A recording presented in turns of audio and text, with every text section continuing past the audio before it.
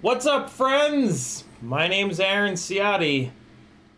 Everybody calls me Ciotti. Welcome to Sunday Q&A, and let me get this stopped here. And fixing the big monster RipSqueak. Welcome. Greetings, cretins! In the chat, Apache Smoke Wounded Sniper, Espander, CMYKFPV, Patio Patterson, Michael Blade, Gary Higgins, Dan636, IDV, CH3FPV, Brian Huff, Gary Higgins, June Loco, Paul McDonald, Patio Patterson, Yellow Captain, Gary Higgins, J Drones, Bob Noxious, CH3FPV, FPV Trucker, 661, FPV Family Guy. I'm gonna leave it there. If you want to hear me rapid fire your name like the Micro Machines guy, gotta get in early. If you want to talk directly to me, just type CiottiFPV into the chat. It'll light up in orange. You can put an @ in front of it, but you don't need to. You do need to spell it correctly, though. You can do that with each other, too. You know, the chat here is not just you guys talking to me, but it's you guys talking to each other. If you're talking to, you know, so if you're talking to each other, feel free to use the person's name, and then it'll light up in orange like that, and they won't miss your comment. This is my full-time job. CiottiFPV.com has a million ways that you can support me. Patreon helps me out the most. In December, there are going to be full build giveaways for patrons, so don't miss it. It's only $3 a month to join. To get in on the giveaways, you got to go up to the $5, $10, or $20 tiers. But yeah, $5 a month, and you can be entered into some really gnarly giveaways coming up in December. Don't miss it. Over on CiottiFPV.com, there's links to a bunch of different spots. Fiverr, let me work for you. I can help you tune better, fly better, build better, not buy the wrong parts that catch on fire, save a bunch of money, save a bunch of time. Makes a lot of sense. I would have killed to have a resource like me when I was just starting out in the hobby. Don't make the same mistakes that I did. Don't waste thousands of dollars and tens, if not hundreds of hours with shitty parts.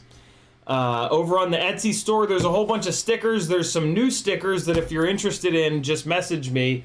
This is a super fun one for all you car nerds that crash a lot. This is another fun one here. The new school sticker, these designs done by CiottiFPV, and then the old stuff, some holographic old school logos, matte old school logo, magnet old school logo, small Clam Man, giving you your reminder not to give up, the Nut Grabber, the Collective, holographic, 80s vibe, and this is another one that's not up there yet, but you can message me. Buy yourself something nice for Christmas. You're worth it. I love you.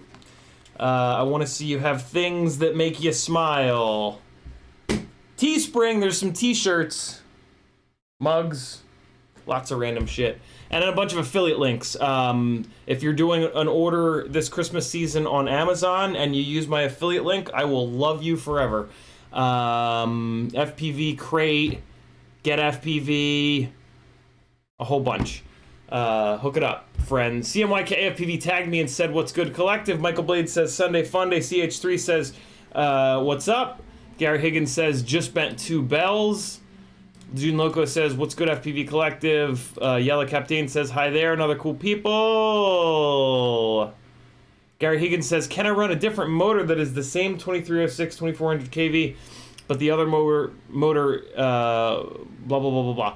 Yes, you can you can put all different motors on your rig. Here's what you just need to remember. If you put 4 completely different motors on a rig, at any given RPM, the least powerful motor is the whole system. So if you're hovering and you start to add, if you're hovering at 30% throttle, let's say, whatever the least powerful motor is, that's the motor that's going to get 100% power, 100% set point, basically. No, but it gets 100%, and then the PID loop is automatically either 4 or 8,000 times a second, which is plenty. It's going to pull the other 3 motors down. And then at full throttle, for another example, because it's important to remember this, right? Like, if you've got like a 2306, if you got a rig with like 2 2306s and 2 2208s, at full throttle, the 2208s will technically make more power. But at idle, there's just different points in the throttle range where a 2306 might be more efficient or make more power versus a 2208. But luckily, the PID loop is an error correction loop, and it's going to correct that error either 4,000 times a second or 8,000 times a second. That's your PID loop frequency, 4K or 8K. That's what that stands for. You guys realize that, right? I didn't for a long time. 4K PID loop or 8K PID loop means that the error correction 4 or 8,000 times a second. Think about that. For a minimum of 4,000 times a second. It's looking and it's figured out what it needs to do to keep your shit where you want it to be. So you can put 4 different motors on, you can put 4 different props on, you can do whatever the hell you want. That PID loop is going to control it. If you put like an 0802 on there and then like 3 2306s, there's going to be problems.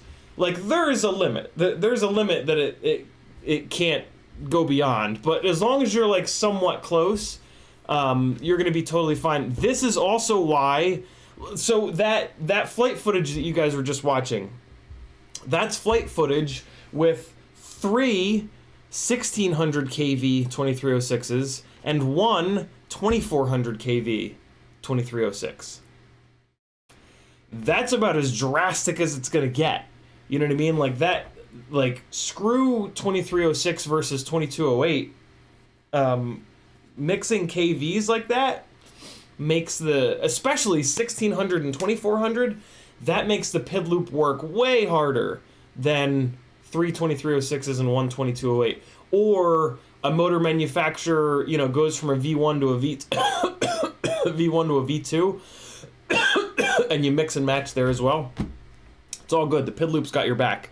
The majority of the time, I will say.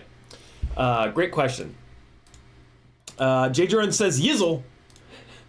Bob Noxus says, hey, hey. YouTube just did the thing. Come on, come on, come on. There it is. FPV Trucker says, what's up? Family Guyver says, what's up, Collective?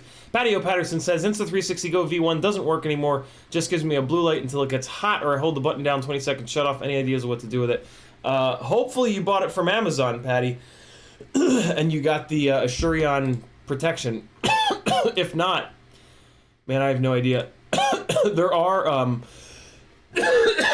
what the...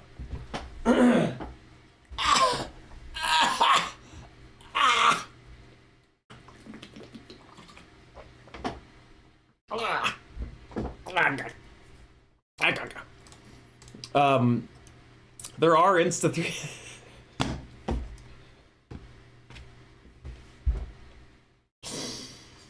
There are Insta360 Go Facebook groups where you can go in and get a lot of good info, or maybe contact Insta360, ask them if they have a repair program.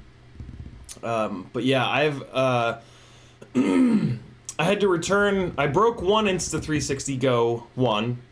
I did the Assurion and I was good to go. I don't remember what happened to it though. FPV Tracker says a miracle happened. I disconnected the RX wire from the flight control UR and the Acon F7 will now go into DFU. Thanks to chat, problems resolved. Thanks, Collective. So we were talking about that on Friday, I think. Apparently, I've never had this happen before, but as FPV Trucker proved, and apparently this is an issue with other flight controllers, sometimes if a flight controller won't go into DFU mode, all you have to do is disconnect things from the UARTs. In this case, it was the receiver. I don't get it, but there you go. If you're having a problem with your flight controller not going into DFU mode, try desoldering the things from it, the RX and TXs. Is it just the RX pads, FPV Trucker, or anybody else that knows that's kind of dug into this issue? Is it only the RX wires? I mean, if I had that issue, I would just desolder it. I mean, let's take a better approach to this. When you get a flight controller, every single time that you get a flight controller from now on, flash it to whatever beta flight that you want. Get the DFU stuff done before you put it into a rig. There's no reason not to, right?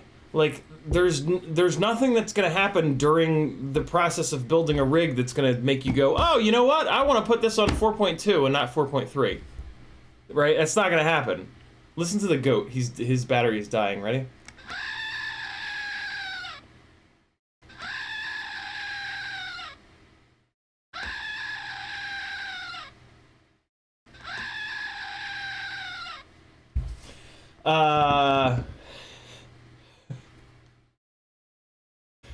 I don't know, man. Your guess is as good as mine. You guys having a good week? Wait, what's it, Sunday? You guys ready for a good week? Man, that DFU thing is really weird. That's a really awkward thing, isn't it? Hiya! Fwee! Oh! Way to go, chat. Way to help FPV Trucker out. That issue was bugging the shit out of me because Acon stuff is the best. Just the RX wires, FPV Trucker says. So there you go. But, yeah, from now on... And you know what? This is a really good idea anyway, because as soon as you get a flight controller out of the box, if you plug it into USB and it doesn't work, that flight controller is fucked. Send that shit back. Don't waste 6 hours building an entire rig and then realize that it's blown up and then blame yourself, right? Because at that point, you're gonna blame yourself. You're gonna say, oh, fuck, I sent it VBAT when I shouldn't have, or I suck at soldering, or, you know, I shouldn't have slapped my big dick up on the table. It definitely broke the flight controller.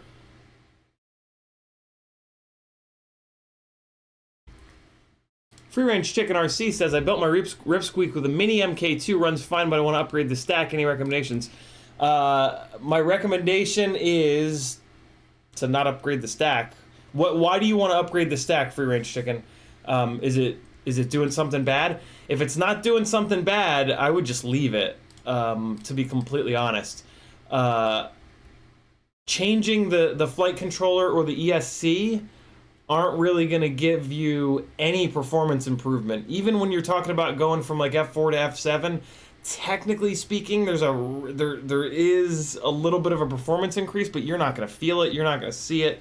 There are other things that you can spend money on that will net more bang for your buck, basically. Unless you have a reason. So let me know what the reason for changing the stack is, Free Range Chicken. I don't really have a flight controller and ESC that I love at the moment. I'm still kind of testing them, testing a bunch of the new ones. The stuff that I really like is like so old that it's damn near discontinued. Jay Drone says, I thought it was the only dude who had broken a flight controller like that. FPV Trucker says, you know it was bugging the shit out of me. It made no sense. Yeah, I've been using these SpeedX GS25s for a long time, but you can't really find them anymore. And also these Talon F7 MPU 6000s, which are really hard to find now. Luckily, nowadays, and I'm freaked out saying this, but let me refine what I'm going to say a little bit. Mamba seems to have good electronics. The Goku electronics seem to be pretty good. I would stay away from HDLRC. What are some other good electronics that we've found? The Kakute stuff seems to be pretty good. So I would stick with those three. Mamba, T-Motor for sure. Thank you, Jackalope. Jesus. If you have the money, T-Motor. So we're just talking about, right now, I'm just talking about 3-inch rigs. 3-inch, 3.5-inch, 4-inch, not talking about 5-inch freestyle. 5-inch freestyle rig, Acon or nothing. Smaller than 5-inch full-fat freestyle. I'm going to say Kakute, Mamba. What was the third one? Whatever that third one was. I would say stay with those three. If you have the money, T-Motor, but I don't know. Bob Noxious says T-Motor flight controller I got was dead out of the box. Yeah, I mean, the quality control is not great on any of the stuff in our industry because we demand that it be cheap. We're the problem. Like, we've done this. We've not rewarded the people that make really expensive stuff. And the manufacturers have responded to that. You know what I mean? So we only have ourselves to blame. Gary Higgins says, I know I keep asking, but do you think the RipSqueak digital frame will be out before Christmas? Just wondering. I have no, like, I won't know that. You guys will know it when I know it. I don't, like, yeah, but if Bob were to share that information with me, I wouldn't be able to share it with you anyway. But he doesn't. Like, I'm not sponsored by BQE or anything like that. Bob and I talk like once a month, and you know, we have like really friendly conversations, but then like we're not like good enough friends that like either one of us thinks to reach out to the other one like once a week or anything like that. We're both busy. So yeah, I don't get any inside info from those guys. And again, even if I did, I wouldn't be able to tell you. So yeah, I have absolutely no idea. Unfortunately. Cool. Caught up on the chat. Let me just read through the chat really quick to see if I missed any of the other manufacturers. Obnoxious likes iFlight. Family Guy says Kukute is good, but small pads and their flight controller. Yeah, you know, like I'm almost. I'm tempted to not even give specific recommendations anymore. I'm tempted to just say exactly what I just said. Stick with Mamba, Kukute, T-Motor. What was the other one? Goku. Right? Stay with those four. I mean, that's kind of saying, like, just buy... That kind of encompasses damn near everything. So it's I'm almost just, like, totally copping out and saying... buy whatever you want. But I guess what I'm actually saying is that the menu, like, stay away from HDLRC. Their flight controller was okay, though. What I'm really saying is that the manufacturers have gotten their shit together enough where the majority of the 20x20 flight controller and ESCs are good. So yeah, L. Eston says, would you advise to move to EdgeTX? I think that's a pretty personal decision. Watch both of Joshua Bardwell's videos and just make the call for yourself. I'm not switching over yet, but I'm looking forward to it. When this thing here fills up and I have a computer that can run the simulators again, I can pretty much guarantee you I'll be switching over to EdgeTX. But other than the lower latency in the simulators advantage, there's nothing in EdgeTX that really struck me as like, oh, I gotta change right now personally, on a QX7. But yeah, once I can get the sims back up and running, I'll be much more motivated to check that out. Hey, chat, how many people are in here? 46. What do you guys? I think I'm gonna try to kind of get a little clickbaity and capitalize on whoopsies in a little bit. I know the answer to this, but I'm just gonna ask it anyway. Should I start doing reviews, edited review videos for all of the Tiny Whoop propellers, all of the different Tiny Whoop propellers? Yes, you should. Okay, cool. I will. Know what I'm saying? Should I? Obviously I should. Bug me. Here's the problem. Look at that one. That's a Venom Biblade. The problem is, and the reason that I haven't done that before, is that other than the amount of thrust that they make, I can't really tell a difference. I've been trying to fly a bunch of batteries a night, every night, on the Tiny Whoops to kind of get dialed in on them, in hopes that I will be able to tell more of a difference than just the raw amount of thrust. But here's the thing, right? The raw amount of thrust and whether or not they're balanced are kind of all that matter. with a tiny whoop prop. And I'll tell you why. Because the biggest problem with a tiny whoop is a lack of thrust, and a propeller that's out of balance will cause the damn thing to not fly at all. It'll just fly away. So those two things right there are kind of all that matter.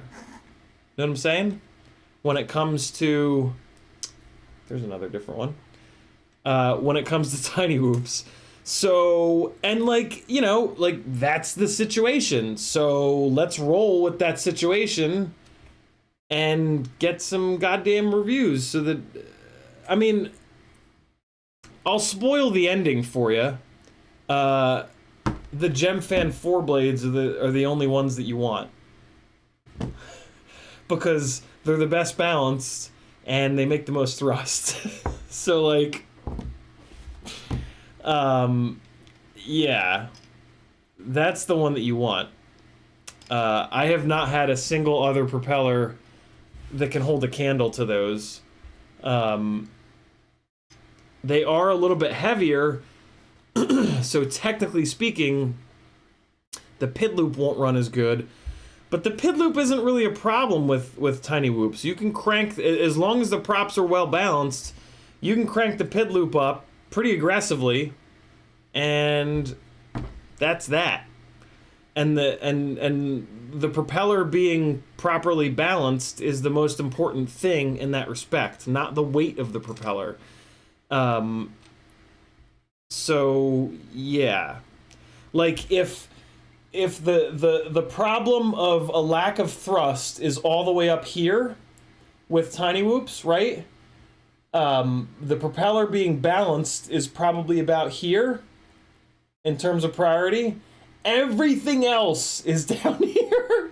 Like how light the propeller is, how many blades it has, every other aspect of a propeller is all the way down here. Like I shit you not. In terms of like when you fly a tiny whoop and like how good it flies and how much you enjoy it, if it's got a bunch of power, you're gonna fucking love it. If the propellers are well balanced and you can jack the PID tune all the way up into like the 60s, 70s, 80s, 90s, you're gonna love it. If it has a little bit of extra prop wash because the propeller's a little bit heavier, who gives a shit? If it's got a bunch of... Oh, and here's the other thing, right? If it has a bunch of power, it's going to be able to handle the prop wash a lot better. So the propeller being lighter weight makes a lot... Just doesn't... You know, if that gives you like a 2% gain in prop wash performance, the propeller that makes more power is going to give you like a 50% gain in prop wash performance. Make sense? So, yeah. TLDR on the Tiny Whoop propeller testing. For those of you cool enough to hang out with me on live streams, all 57 of you, you don't have to watch any of those reviews that I'm going to potentially do.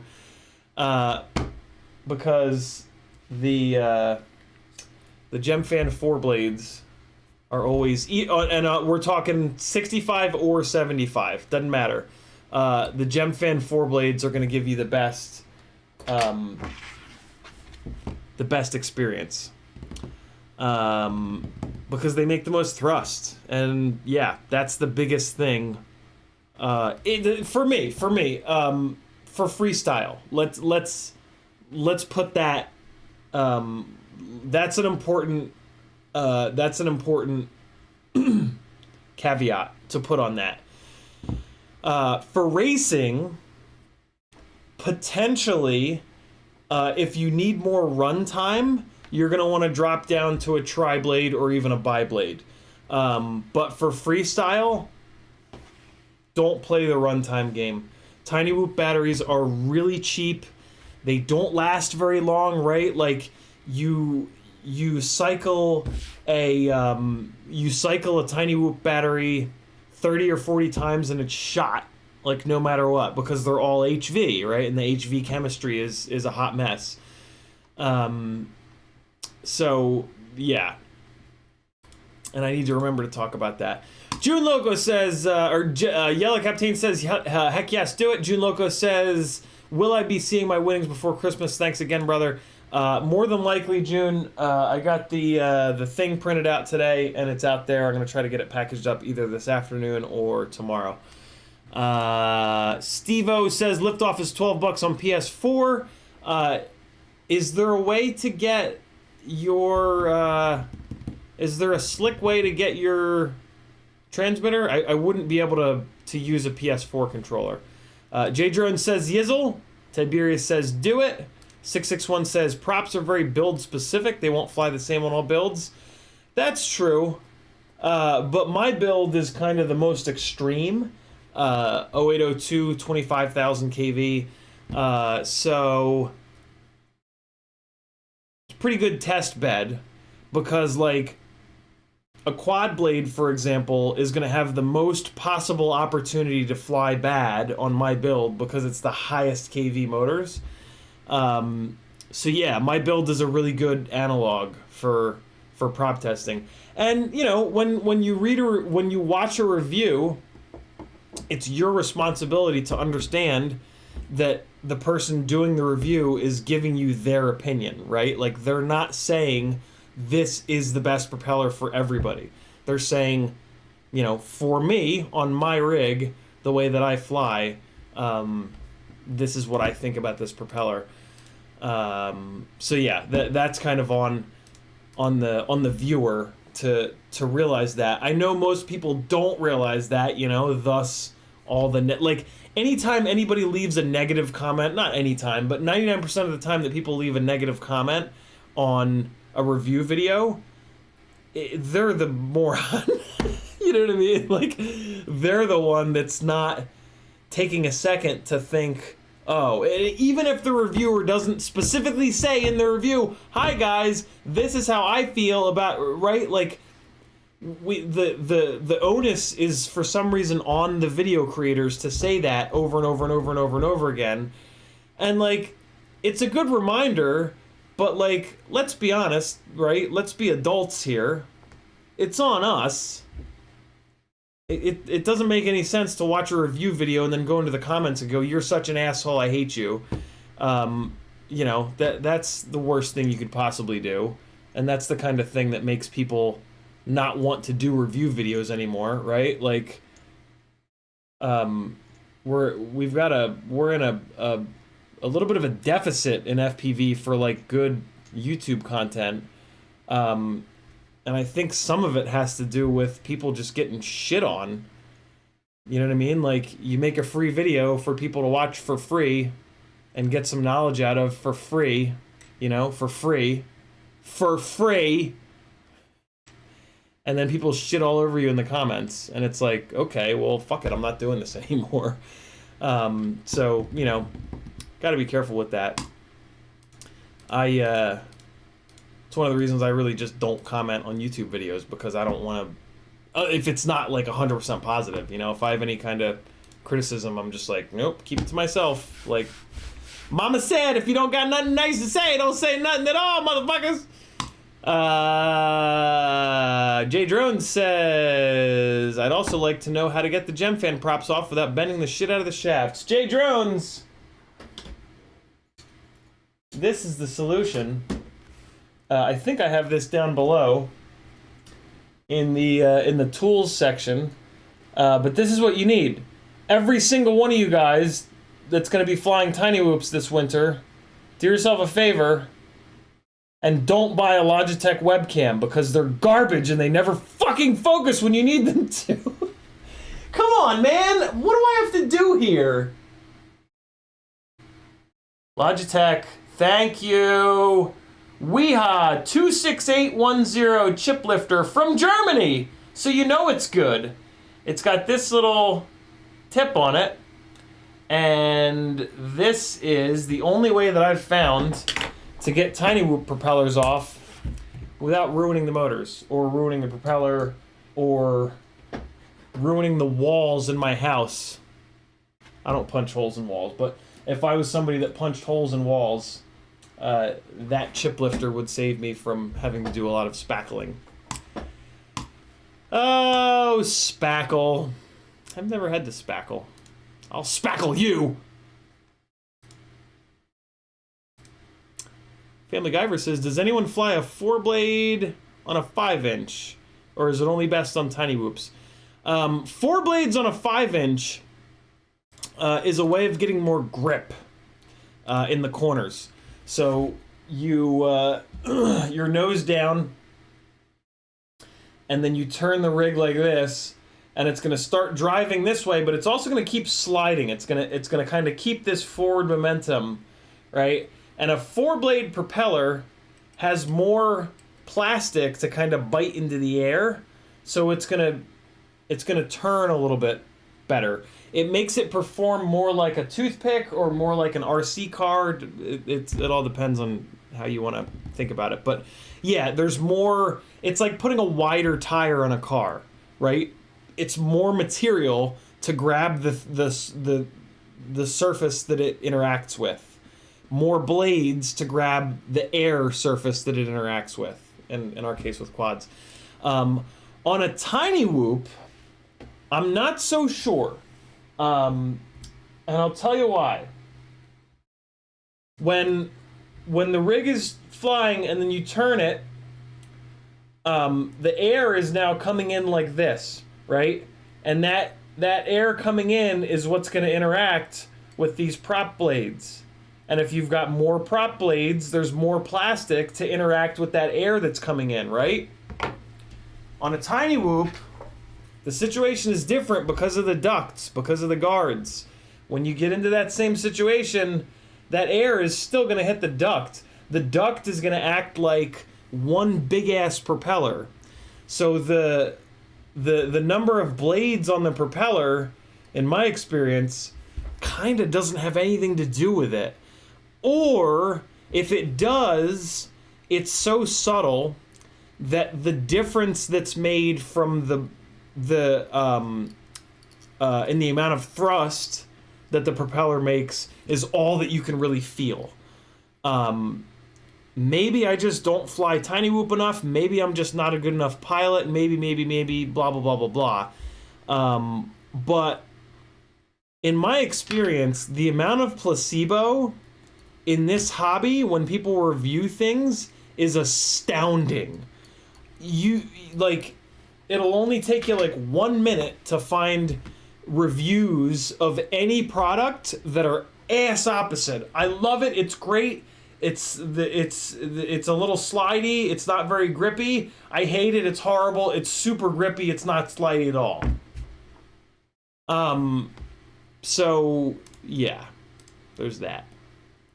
But yeah, in my experience, a tiny whoop, you can't really change. You can't. It doesn't make an appreciable change in the grip when going from a bi-blade all the way up to a quad blade. And yeah, I'm pretty sure that's because of the duct. Every single time you turn this thing, the duct just drives around. Also, they're so lightweight that they don't really have enough mass to have any appreciable slide. If you want it to go a direction, you got to nose it down in that direction. If you want it to go sideways and slide sideways, you got to roll it over on the side. Maybe there are better tiny whoop pilots than me that disagree. That's great. But this has been my experience. I've flown thousands and thousands of tiny whoop batteries over the year because I've always had them. They've been a part of my hangar of quads forever, from the very beginning. So and I really work very hard to eliminate the placebo from my brain, from my reviews that I internally do on things when I test them.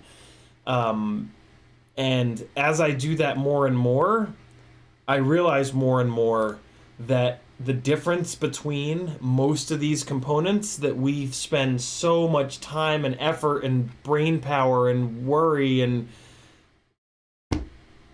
is kind of like nothing. Like, you can in like one battery, you're gonna adjust to whatever it is, to whatever the difference is between the two things, and then you're left with this like 1% increase or decrease in runtime, and then an opposing increase or decrease in thrust, or any number of different things. So yeah, like, if you like the way bi-blades sound on a Tiny Whoop, run bi-blades on your Tiny Whoop, because the difference in sound is going to at least make you happy. The difference in performance, realistically, you're probably not a good enough pilot to tell, myself included.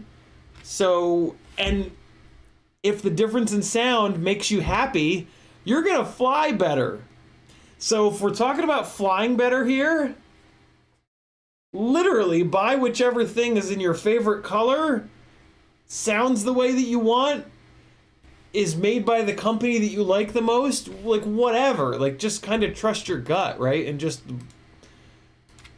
buy whatever the hell you want. Like, I hate to say that as someone that's like incredibly scientifically minded, right? Like, I hate to say that, but when I really sit down and think about it and like really, you know, test these things back to back, that tends to be the realistic conclusion that I come to when I put all of the biases that I possibly can aside. Does that make sense? You guys following me, or am I just stream of consciousing back to the 1800s?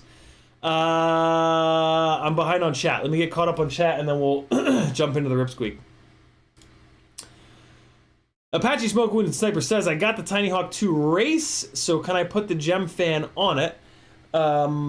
Should be able to. I don't...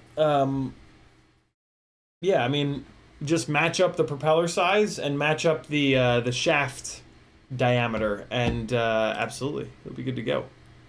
As long as it's not... I know sometimes Emax uses a proprietary propeller, so make sure that they're not doing that as well.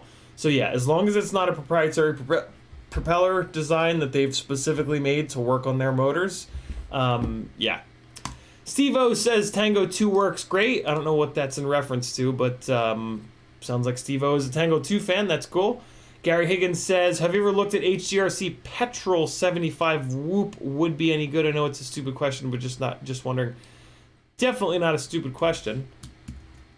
Let's take a quick look. I haven't necessarily heard of that one. I mean, I'm HGLRC. Okay, well, their website's not going to work. So,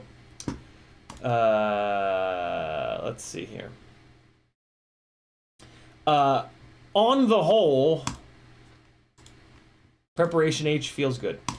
On the whole, Jesus, come on, man. Are there any websites that I can go to anymore? HGLRC is one of the only companies that I kind of do recommend you stay away from. But that being said, the next caveat that I'm going to put on this is the Mobula 6 with the 25,000 kV motors. It's going to fly so much better than anything else because of those motors that I really can't recommend any, and it's so goddamn cheap, right? At like 90 or 80 bucks, whatever it is. There's just no reason to not get the Mobula 6.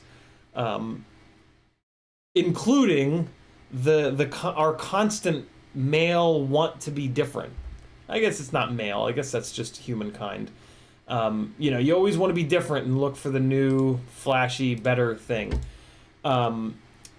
Unless this has 25,000 kV motors, it ain't gonna fly better. Well, it's set up for 2S, so that's a real problem. It's gonna fly horrible with the weight of a 2S battery, so I would absolutely stay away from this. If they make a version of this for 1S, if it's on a 25,000 kV motor, then maybe. but I guarantee you that it's not.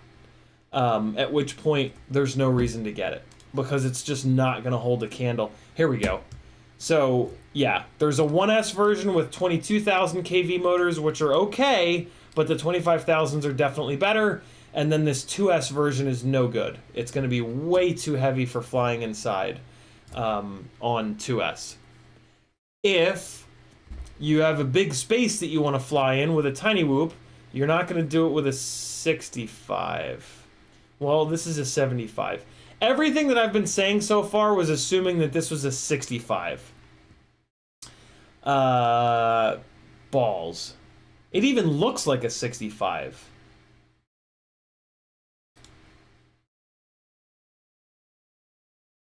Nope, it's just sort of an optical illusion. Okay, let's start again. As a 75 millimeter whoop, 2S is a little bit more doable. I still don't necessarily like it, I don't think. Although I haven't gotten one that doesn't overheat the AIO.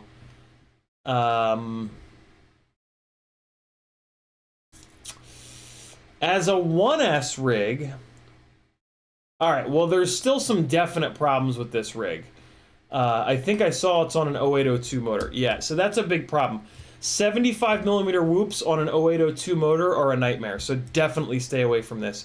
A 75 millimeter whoop really needs an 0803 or 1102 motor. So yeah, definitely stay away from this. There's a chance, though, that on 2S, it might be okay, because 2S is going to give you extra grunt, and that might wake up the 0802 enough that it runs okay. I'm going to say that I doubt it. I just... From the testing that I've done, I don't get the feeling that the 0802 motor is enough stator volume for these 75 millimeter props.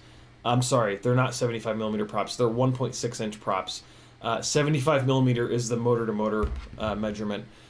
So yeah, that's going to be my guess. But technically speaking, there is a chance that the 2S version of this rig is good, but I doubt it. That's all that I can kind of confidently say. Jay Jones says, did you see EdgeTX video on cranking the P&I up to 150 on yaw on whoops? What do you think about that? I've noticed that as well. They really do like a bunch of yaw authority. I haven't done it yet. I also kind of haven't needed to do it yet. Mine are great. I think that's the kind of thing that if you're going to be flying your tiny whoop outside, you need to think about doing. I don't recommend that you fly a tiny whoop outside. That's a toothpick area. Build a toothpick to fly outside. That being said, let's test it. My shit's all set up. I have a battery charged. Let's test it right now. How about that? Service with a smile, motherfuckers. Is this a 3-cell? This is a 3-cell. God damn it. Will this thing run on 2S? It will not. This will only run on 3S. I gotta buy a big 3S battery. I gotta buy a big capacity 3S battery for this monitor. Yeah, let's test it. Hold on. Hold on, please. We're gonna see if it makes an appreciable difference. I've got...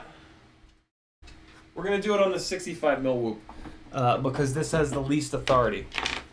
And oh, this will be fun. All right. Cool. So let me get this. Let me get this kind of set up here. I'm just gonna do one battery real quick. I already have the PIDs kind of cranked on this.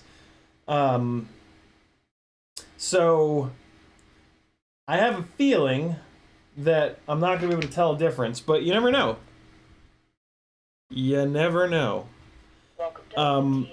And to some extent, as long as cranking the yaw P and I gains all the way up like that doesn't cause flyaways, and doesn't cause the motors to get hot, and I've never been able to tell the motors getting hot on a micro anyway, on a tiny whoop anyway. There's kind of no reason not to do it, to some extent. Bah! So the VTX on this, you have to push this stupid button, and it only goes up in one direction. So if you overshoot, you have to do it all over again. All right, I'm just gonna leave that there because I have all these tiny whoop props all neatly lined up over here. Okay, so here we go. So the regular PIDs first, which I'm used to, and I'm just gonna whop it around a little bit to kind of get my eye in, you know what I'm saying? And then I'm gonna crank the yaw P's and I's all the way up, and we'll see if I can feel a difference. All right, let's see.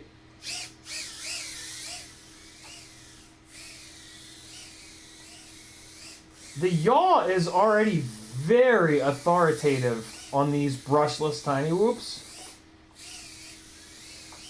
So I really can't imagine that it's going to make that much of a difference. But I would love to be wrong about that.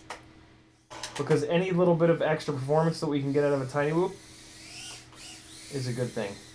See if I can get through it backwards. Ah, your boy's got it backwards now! Oh boy. Alright, now we're going to change it. So, we're going to go down to yaw. We're going to take the P and the I from 90 up to 150. 90 and 80 up to 150. And let's see what happens. I'll do 140 in the I. Just to keep my little ratio. That little ratio doesn't mean anything. Probably not the right ratio anyway.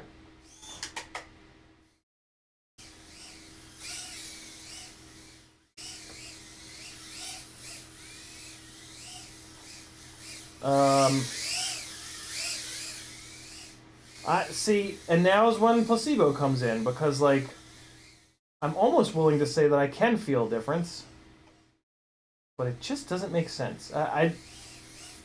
It almost feels like it tracks a little bit straighter. Let me go back. Let me go back to the lower values. What do I have it on, 90 and 80?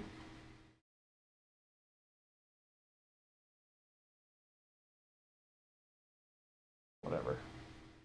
Oh, I can't leave it at 89. That's not happening. Okay. Let's see. If you think you can see a difference, you're high.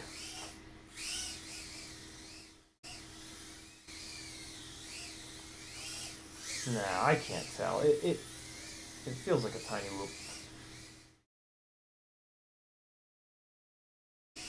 Ah! Where am I? Am I inside the, I'm inside the tunnel. I'm inside the tunnel. Get me out of the tunnel.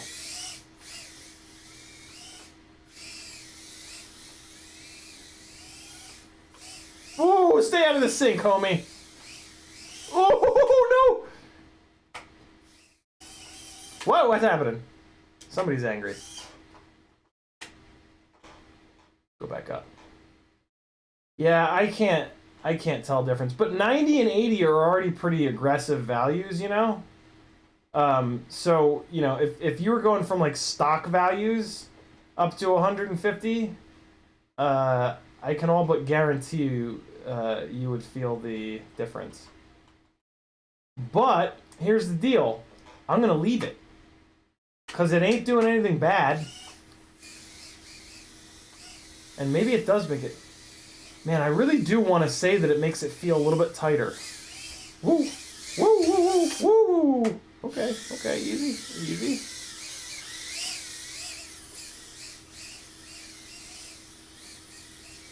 In theory, that's how we can really tell by looking at that. Let's throw another battery on it and see what's what. Is this fun for you guys? Josh Feltz with a $4.99 super chat. He says, love my M1 Mac Mini. Good luck. Thank you, brother. Very kind of you, Josh. You guys want me to fly another battery, or is that worthless? 240 goes to 245. Thank you, dude. Much, much, much appreciated. If you guys want me to fly another battery, I will. 661 says, seems like more blades make more disc loading area. That is true, 661. That is definitely true. I just don't know if the ducts, if the guards throw that shit out the window. Steve-O says, Tango 2 on PS4 for liftoff. Oh, that's interesting. TweetFPV's here. What's up, brother? How the hell are you, Dan? I saw you live streaming earlier. Killing the shit. Love it. You want? All right, you guys want another. Stoics FPV says, can we have specs on that RipSqueak on the bench? Yeah, we'll talk about that when we get done with this, for sure. Do me a favor, Stoics, just ask me again once we start working on it to make sure that that I go over it all for you.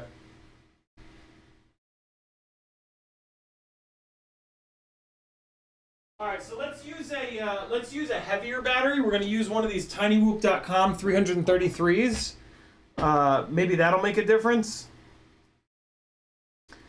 Let's see if we can really figure it out with those sharp yaw moves. To be honest with you guys, though, I kind of find yaw to be overactive on these tiny whoops. So I don't know, but let's see. Let's see. What's that?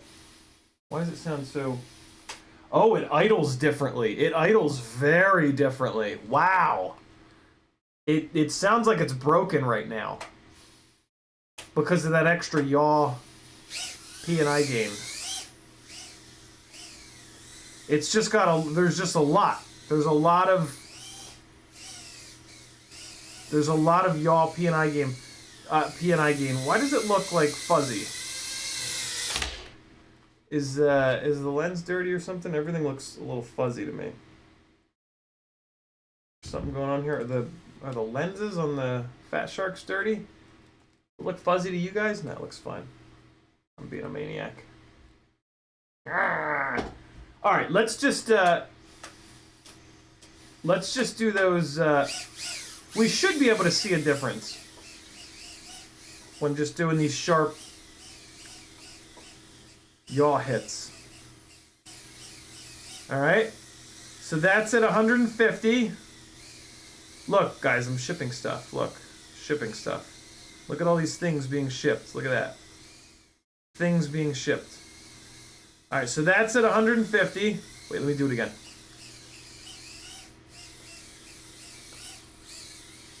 All right, that's at 150.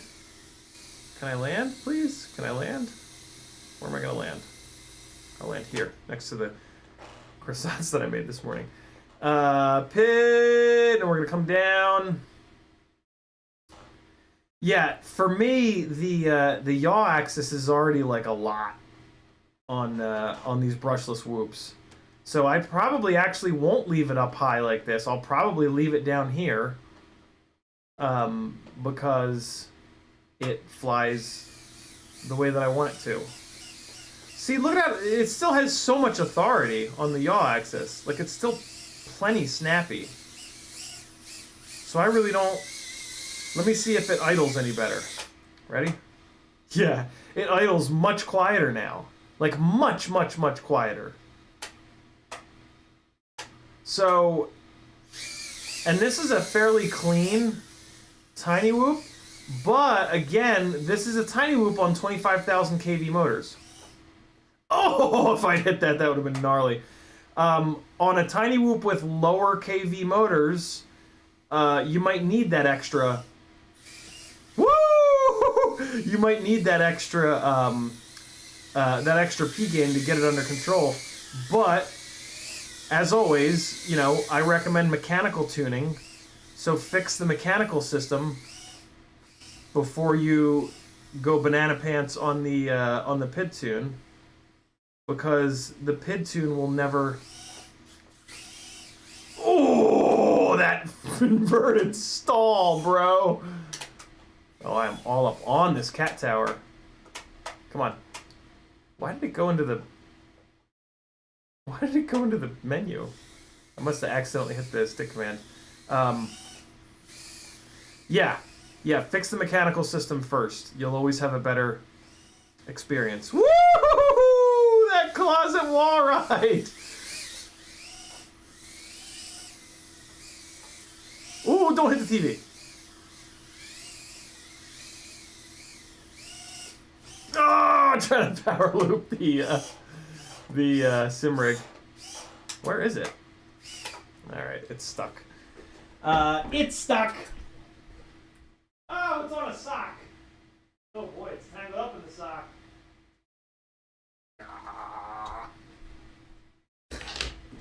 I think that battery came down pretty good.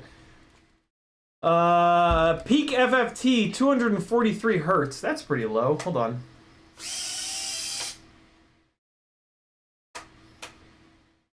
Peak FFT thrust negative 20%. What's that mean? Oh.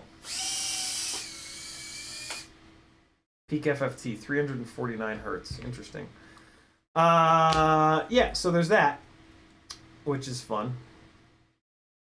So yeah, I'm gonna leave the yaw P&I gains where they are for this rig, because I'm happy with the way that it performs, and I would rather it idle a little bit more cleanly. This is Acro, Market Zero.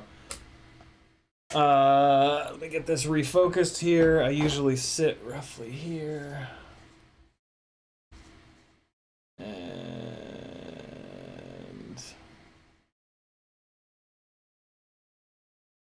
I want to be a little bit front focused. There we go. That should be about right. Yeah, so there you go. It's in theory, maybe it added a little bit, but I didn't. I don't want that personally. I don't want that like yaw. It's just too like jolting. I'm tempted to actually turn it down a little bit. Like I'm tempted to turn the yaw P&I gain down a little bit, but at that point it would probably negatively impact the performance. Like PID tuning, like once you really figure PID tuning out, it becomes a little bit of a dance for me at least in trying to fly smooth. Cranking your PID tune way up hurts that, because it makes the rig like really sharp, and that's the opposite of smooth. So if you want your footage to look smooth, careful with cranking P's, I's, and D's way the hell up. D-gains, I love that. D-gains actually help that. D-gains having high D-gains will smooth things out. But the P and the I's, if you just start really getting aggressive on those, they're going to take away from that smoothness. The flip side, though, you don't want to pull them down, because then the rig won't be able to fight against error. So if it's a windy day, or just you get into prop wash, or throttle chop bobble, stuff like that, it won't be able to handle that. So it's a dance. It's a dance of pushing the error correction as aggressive as you can, but not so aggressive that it makes your flying look twitchy. So yeah, there's a little bit of a dance there.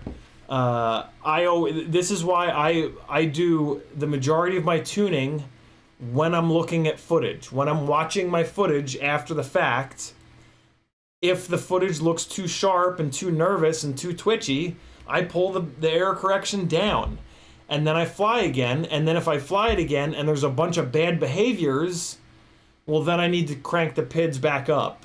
And just at that point, it's like, okay, I basically run the PIDs, I run the error correction as low as I can for as much smoothness without sacrificing flight performance. And typically what that means with a 5-inch freestyle rig or a 3-inch brushless freestyle rig, typically what that means is 10 to 15 to 20 points above the Betaflight defaults. On a tiny whoop, everything is out the window. They're a totally custom tune. For me, tiny whoops are usually good when the PIs and Ds are in like the 70s, 80s, 90s in that range, but it really depends. But yeah, let me get caught up on chat. Aeon says, "What's up, bro? How you doing?" I'm good, man. Mackenzie Stoles with a $5 super chat just dropped in. What are you flying, bro? This is my mega amazing, wonderful, best tiny whoop I've been able to build in 5 years of doing this. Gemfan 4-blade propellers. This is a 65mm cockroach frame. Happy model 0802 25,000 kV motors. 1S batteries. I really like the Nitro Nectar Golds, but the Tiny Whoop 333s are also pretty good. Newbie Drone V1 AIO with their camera and canopy. True RC Singularity antenna. And the Newbie Drone receiver. The B-Seaver, as a matter of fact.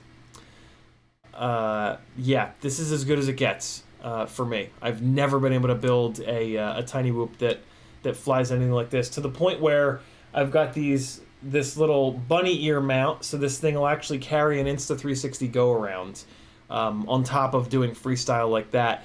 And the tune, here's a funny thing about this, the tune that's on this is a tune for carrying the Insta360 go. I've been meaning to put a second tune on a second profile for flying it around freestyle, but it flies so goddamn good with the Insta360 Go carrying tune that I really haven't had to.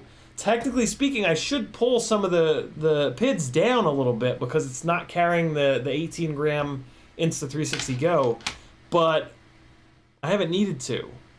So, I don't know. But this is, I mean, you guys just got to see it. It absolutely rips. Like, this is the closest thing to be able to fly freestyle in the house that I've ever experienced. Aeon says, "Ever tried putting D on yaw?" Don't. Yeah, long ago, 4+ years ago, I noticed that there was no D on yaw. I was like, oh, I messed it up, and I added a bunch, and it was just like, okay, nope, that ain't it. That ain't it. Market Zero says, "Are you flying acro horizon mode?" Acro all the time. I do have horizon on Switch, but I haven't had to use it in forever. Mounted Urchin says, "You got 4.3 on that one. Sorry, came in late." Nope. 4.2. The Newbie Drone boards have to use specific Newbie Drone hexes, and they don't have a 4.3 hex yet. So yeah, this one is 4.2. Let me, while I'm thinking about it, let me, here's a little trick. The only thing that I don't love, hey, so I'm also going to do some, speaking of Tiny Whoop review videos, I'm also going to do some review videos on the batteries, on the Tiny Whoop batteries, because I do have a whole bunch of them. So yeah, I'm thinking about doing that as well. Let me put those up here, right in front of myself, so I don't forget. I want to remember, I don't want to forget. And there we go. Okay. They're basically going to be like the other reviews that I did. They're going to be one battery reviews. Mackenzie Stoll says, "Do you sell a kit?" I do not. I'm a cinematic drone pilot and a live streamer. I have no want to sell really anything other than like my own stickers. All right, so really quickly, one of the things that the Newbie Drone Goober canopy does is that it can break this rear standoff post on the frame, which is not the end of the world. It's just annoying. So here's a trick: find a longer screw. And if you have not been building tiny whoops for 5 years, that might be harder for you than it is for me. But yeah, dig around. See if you've got a longer tiny whoop screw that you can use. I've got a little container here where I've saved every single piece of tiny whoop hardware. So yeah, let me take a quick look. I'm sure that I have a longer screw or 2 or 10 in here. Let me just real quick. The thing that I want to check is if I put a really long screw in there, will it bottom out? And if it does bottom out, I'll probably just get a drill and drill a little bit deeper into the frame so that the longer screw can get even more like engagement, you know what I mean? Here's one, I think. Nah, that's not that much longer. You know, there's a chance that I'm already using the longest screw available, but I'm pretty sure that I remember there being an abnormally long tiny whoop canopy screw in here. Is that it? Yeah, that's one of them, but that's the same one I was looking at a minute ago. There is this big silver bastard, but it's like real long. Like that's really, really, really long. But that's kind of what I want. Let's take a look at what I can do with this silver boy. Let's see what it does. When I can almost guarantee that this is going to bottom out. But that's kind of okay. It has a really sharp point on it, so maybe it'll actually thread itself into the bottom plastic. Well, oddly enough, it hasn't bottomed out yet. Wow. Okay. Job done. No, we got to screw it in a little bit more. How is it not? How deep are these posts in this cockroach frame? Good God. Okay. Done. That's amazing. I wish I knew what. Like, I wish I knew where this silver boy came from. Now it's nice and tight. Jesus, that is like in there. I actually don't want it that tight because it's squishing the rear grommet more than I'd like. That's it. Now I'm actually going to back it off a little bit more than that. Wow, that's really impressive. Okay.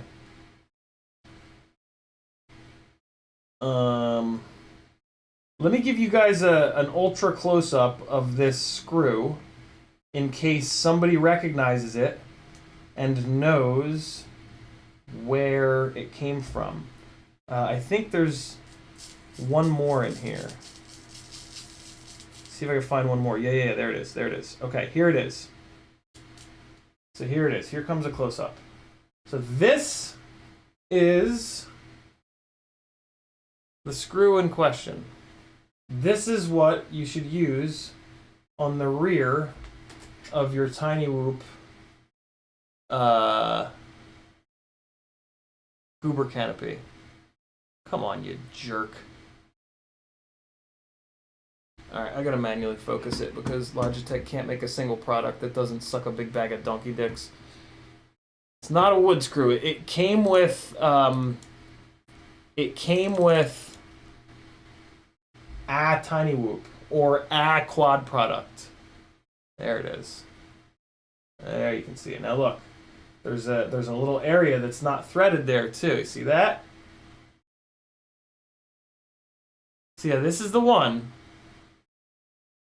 I don't know what it came with or where I got it, but this works incredibly well, as we just saw in the rear of the little tiny whoop canopy. So yeah, if anybody in chat recognizes it, do everybody a favor and let the people know what rig that comes with. My guess, and this is a total guess, my guess is that it came with a Happy Model product. That is a big ass guess, though.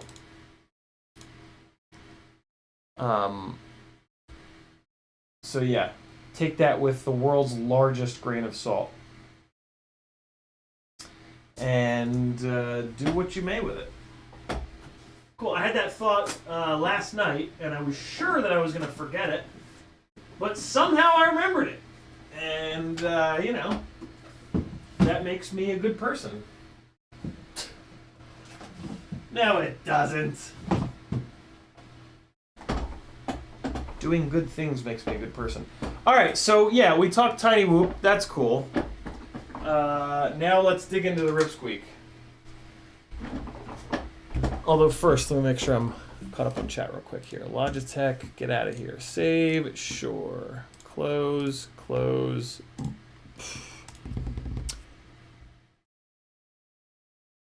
And MacGyver says, the CiottiFPV Whoop should have purple ducts. That would be cool. That would be really cool. 661FPV says, yes, needs 1S LiPo reviews. Very cool.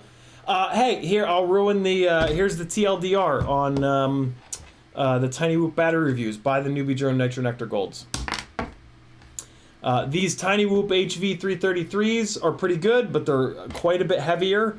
And yeah, lightweight and thrust are the things that help Tiny Whoops. So yeah, Newbie Drone Nitro Nectar Gold, 250s are my favorite. The 300s are also great. If for some reason you can't stomach getting these, get these. That's it. All the other ones suck, to be completely honest with you. So there you go. 63 people now don't have to watch any of those review videos either. But the review videos are going to have me ripping around the house, so maybe you want to watch them. CMYKFPV is in the house. He says, my cockroach frames are held together with pure hot glue. Works well when the rear canopy post snaps off. I'll have to try out the longer screw trick. Metal Dirtskin says, I found a few of those in my Whoop screw stash. Found a few of those in my Whoop screw stash. Pretty good chance it came with a Beta FPV AIO or frame. It could absolutely be Beta FPV for sure. For sure. All right. Let's get some work done, friends. 4:18 in the afternoon. E-Doc says, have you used the Tattoo or Weebleed batteries?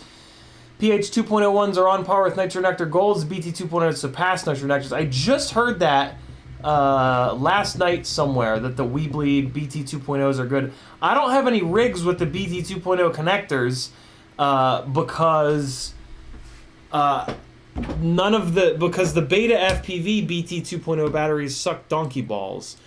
So it sounds like after I do the PH 2.0 battery testing, I should move to Weebleed FPV BT 2.0 stuff. June Loco says, also rolled pin and solid pins make a difference. Yep, never ever ever use rolled pin, always use solid pin. Look at that. That looks exactly like a Nitro Nectar.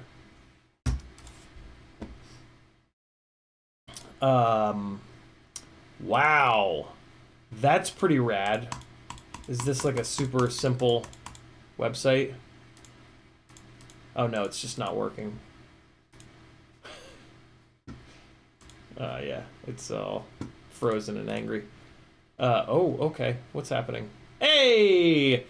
Wow, that looks identical to a Nitro Nectar Gold. The wrap, this little head. I'll be damned. Did they have these made by whoever makes Nitro Nectar's batteries? Any Newbie Drone's batteries, rather? Does anybody know?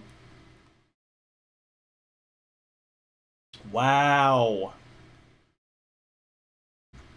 Figures, I buy 1 million of the Nitro Nectar Golds, and then these come out. God damn it. So what's the sale? Instead of $27.96, it's... Alright, yeah, I need to buy a bunch of these now. Jesus, I'm gonna have so many Whoop batteries. I need to really fly Whoops hard to wreck some of these batteries. Demenis says we need something like a CiottiFPV. Yo, I would love to do that. If I had the time or resources or ability, I would really love to build the ultimate 2-inch Insta360 Go 2 carrying rig. Basically, I would love to build a 2-inch Cinesplorer. But I don't know where to... I don't know. I don't know. Yeah. I don't know. I hope somebody else makes it. God damn it. I can't believe I'm going to have to buy even more tiny... Look how many tiny Whoop batteries I have, guys. I went all fucking nutso on these Nitro Nectar Gold batteries last Black Friday. These are all 300s. These are all 250s.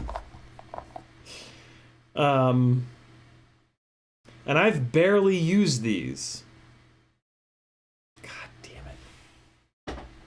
The BT 2.0 connectors are definitely better though. Like there's absolutely no questioning it. Because the shitty ass beta FPV batteries with the BT 2.0 connectors perform almost as good as the Nitro Nectars.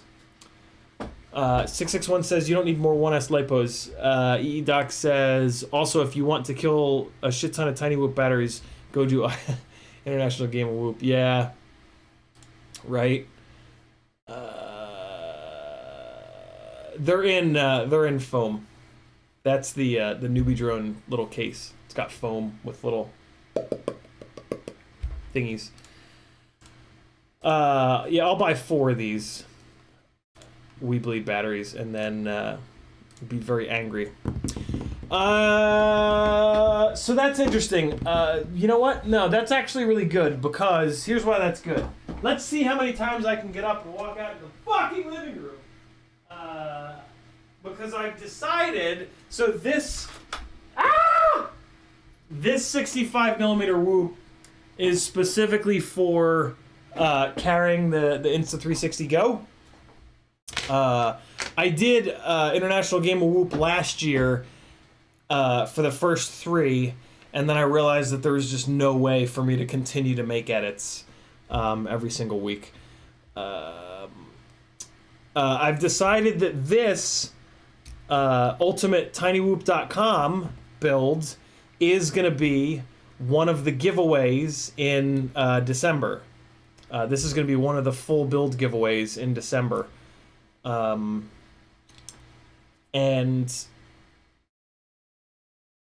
so, yeah, so I'm only going to have this in terms of a 65mm Whoop.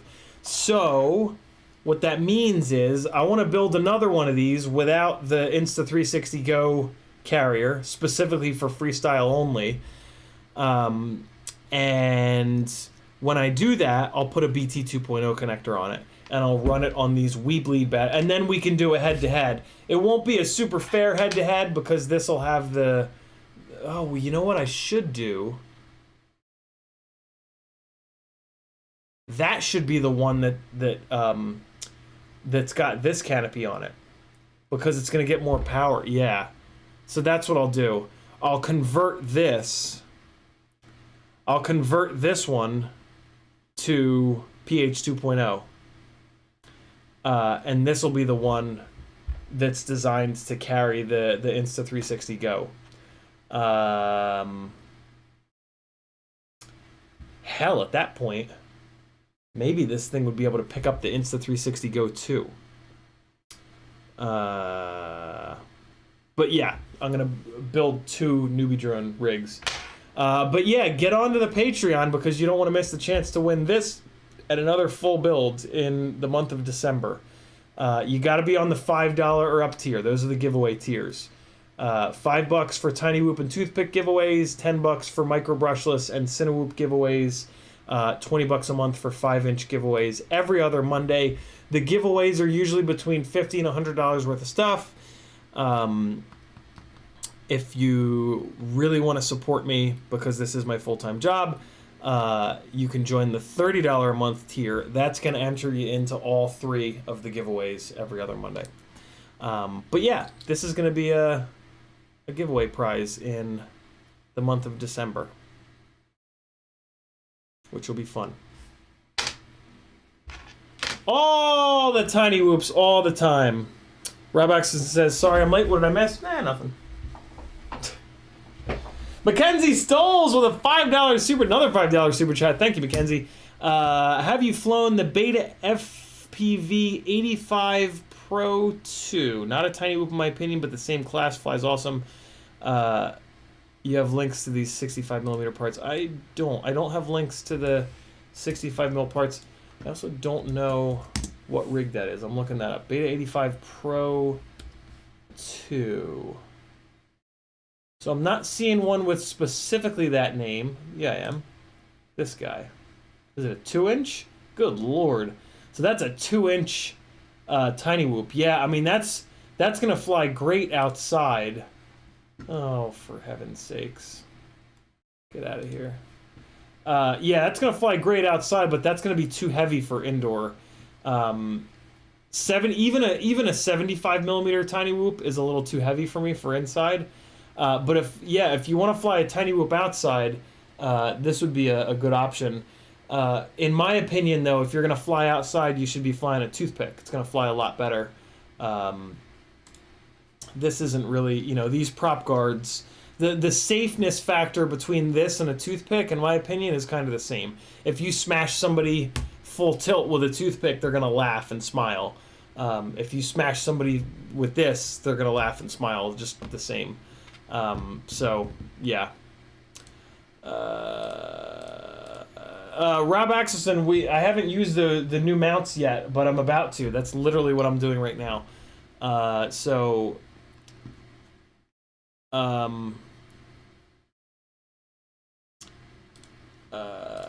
Yeah, wow, it's full-blown 2-inch, just nothing added toothpick, or tiny whoop. That's gonna rip for sure. All right, friends, let's get this ESC swapped in. Let's get these camera mounts swapped over, and we will have a monster RipSqueak on our hands. So where did I leave off? I got this power lead all good to go. I know how I'm gonna mount it. Should I do... I would kind of like to mount it and then solder the motors on, but there's a little bit too much overhang here. So I think I need to solder the motors on with this kind of loose in the frame in order to have enough room, which is going to be admittedly a little challenging, but we're going to make it work here. I would love to solder these motor wires facing downwards, but if I do that, it's going to get in the way of the SD card coming in and out. So I don't necessarily want to do that. Maybe I'll do it on one side, but not on the other. On this side, I'm going to solder them the way that I usually do it. So let's just dive into it. Soldering iron is being flipped on. Meat sack is getting a drink of water, and away we go. We're going to do the hard ones first here, which is going to be this side. So we'll plop these on here, get it going. Let's get some flux on these pads.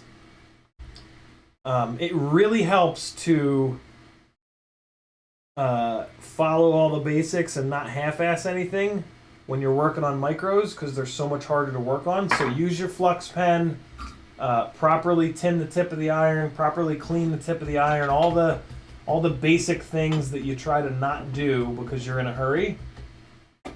When you're working on micros, you should do those things because it's going to end up wasting you more time trying to half-ass those things than the time that you're going to save if you manage to get it right.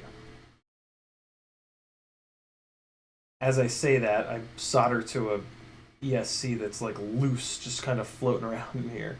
But we're going to be okay. It's going to be fine. Maybe. Send the tip of the iron, hold the wire in the spot, and just let's see how light I can be. Light, light, light. Hey. One good joint down. Let's see what I can do with the rest here. First one's always the easiest. This is now when it gets a little bit more difficult. We're going to hold this in tip of the tweezers here, and we're just going to put this at a little bit of an angle onto this second pad, making sure that we're not bridging it onto the pad that we just did. That's exactly where I want it.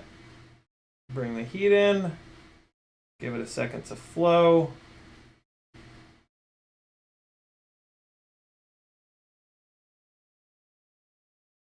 And there's not quite enough solder on there.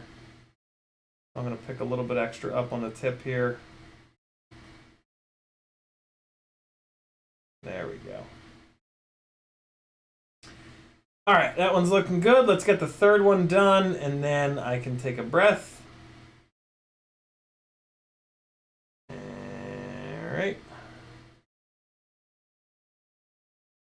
Weird to do this without the ESC held down. Gotta be honest.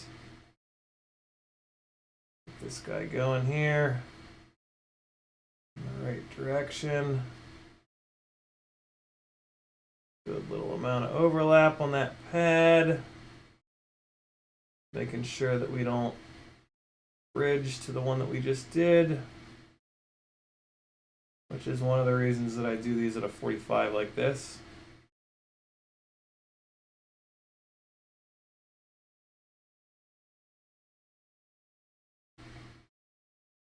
Basically the best way that I've found to keep the motor wires as safe as possible from like branches and shit when you go crashing through Scraggle, but at the same time having them be in a place where they're not going to bridge to each other. Let me take a look at that with the 5x loop. It might be, I might not need to rework it. Let's see. Real quick, let me just take a look. That's not what I wanted to happen. And it's fine. It could benefit from a little bit of extra solder, but that is actually not true. It's totally fine. It's actually kind of perfect. Okay, so that motor's good to go. You can take a breath, look over at the chat. Hey, Stoics remembered. Can we have the specs on the RipSqueak on the bench? Yes, you can, Stoics. This is a V2 RipSqueak frame. So this is my basher, basically, RipSqueak. These motors are probably too big. This is a little bit of an experiment in how big of a motor is too big of a motor. So yeah, this is the V2 frame. The BQE RipSqueak V2 frame, and then it's a RunCam hybrid camera. It is a Mamba ESC that I'm putting in here. It's the 35 amp, which is way overkill. You really only need 20 amp ESCs on micros like this. It's a 35 amp ESC. It will technically take up to 6S. That doesn't really do you any good on a micro, though. 4S is all the voltage that you'll ever need on a micro, unless you're trying to carry a full-size GoPro with it.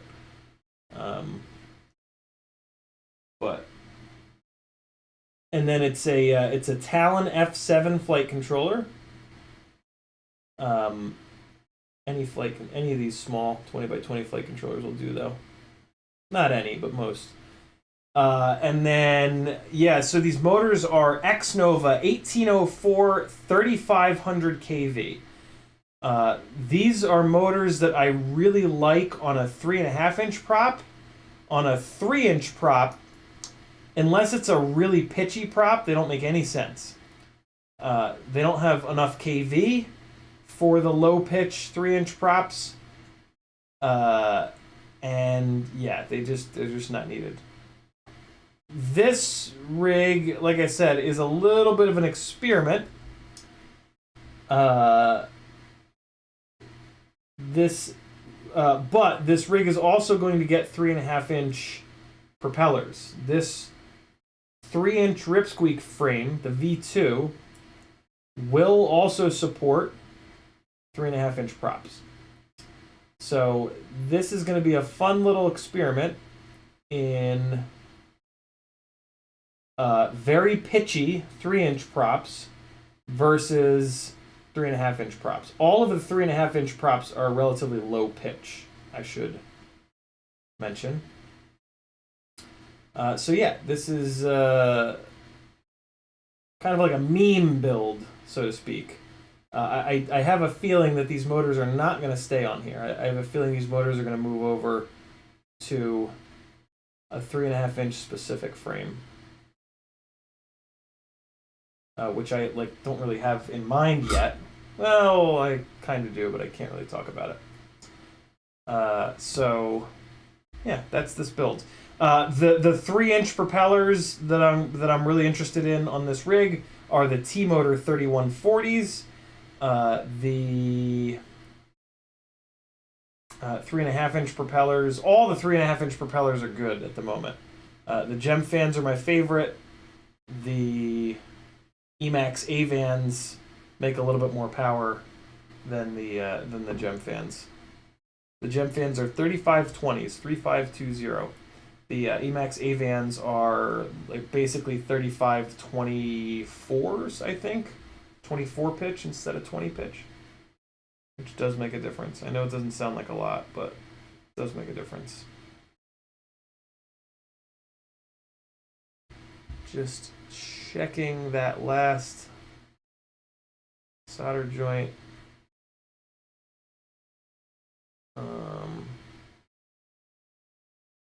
Yeah, I mean, it could have a little bit more solder on it, but it's probably fine. I'm going to leave it. Okay, so now I can technically run these. Well, then it'll get in the way of the buttons. I'm not going to run the motor wires downwards on this. I'm going to run them exactly like those other ones were. So let's just keep going. Let me give you guys a little bit of zoom, so you can maybe have a little bit more of a chance of seeing what the hell I'm doing. There you go. 3528, thank you for that, Dark Man. Rob Oxison says, will the rear props clear that antenna mount on the standoffs? We're going to find out, Rob. We're going to find out. I can't really leak it because it's just like a thought. It's not, it doesn't, there's nothing that actually exists to leak. There are just some proposed frame designs coming from some people that I'm friends with in the industry that make frames. And if you can't figure it out for me saying that, then I got nothing for you. All right, let's keep going here. Let me add some flux to this side as well. Seriously, guys, if you don't have a flux pen, you're absolutely, and you're not using your flux pen, you're absolutely out of your mind. Link down below in the description to a flux pen. Have it. You just need to have one. You really do. It's an absolute essential tool. And then use it. Use it whenever you think about it. Because it just makes it so much easier to get a really good joint. You don't need it, to get a really good solder joint, but my God, does it make it easier. It's the difference between like struggling to get a good solder joint and just like effortlessly getting a good solder joint. So be effortless, my friends. You're gonna love it. I fucked this all up. There. Okay.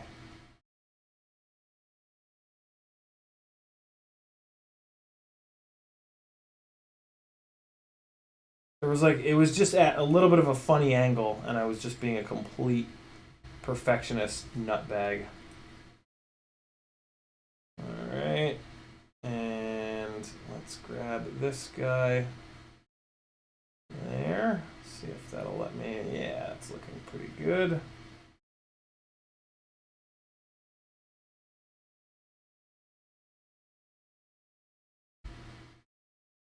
Shit. Come on. Oof, that's gross. That's not going well. Grab it again. It's hard to do this with the ESC moving around like this, but it's gonna be all right. We can get it done. It'll be just fine.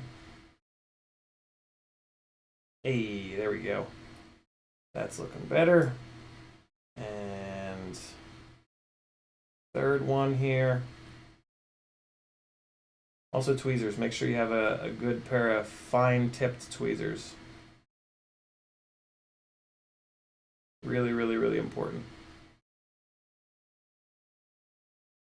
Especially when you're working on this small-ass stuff. Okay, let me take a look at those. Also check your work with a 5X loop. These are the basic things that you see me do over and over and over again. If you do them too, your micro builds will fly better and not blow up as often. And yeah, you'll have a much better time. Beautiful. Okay. Last couple here, and then we'll swap out the camera mounts, and we'll hook this thing up to Betaflight. I'm sorry, BL Heli rather. Get the ESC updated onto 32.8 so that we can do high and low PWM. And at that point, we should be good. I guess we have to check what direction the motors are spinning. We might need to reorder the motors. Other than that, though, we'll be good to go. I always try to like not breathe when there's solder fumes for whatever reason. I just took a huge breath of those solder fumes. Just getting all that lead up in my lungs, letting it rot me from the inside.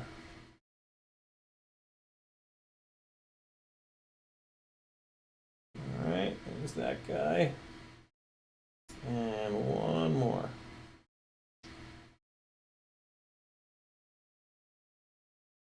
Come on, little buddy. There we go.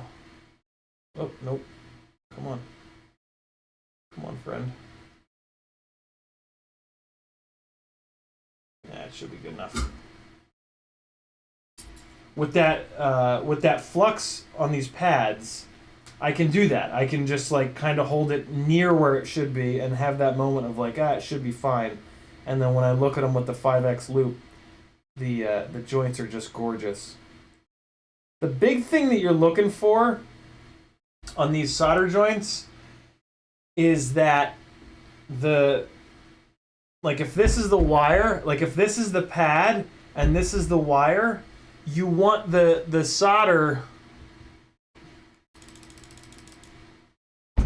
you want the solder to look like this. You want it to be convex like that.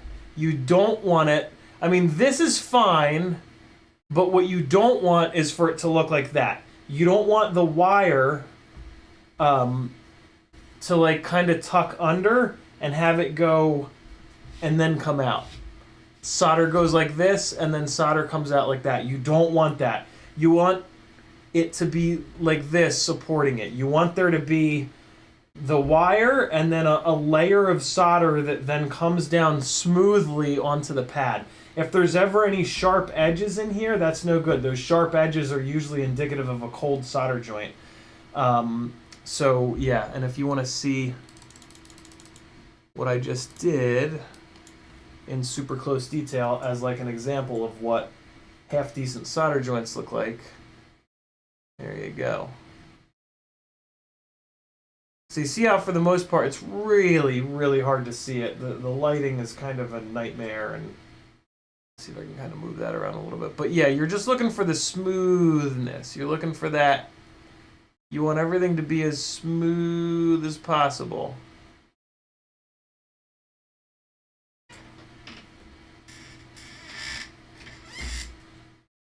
Figure out how to light this in a way that will make you guys be able to see what's up.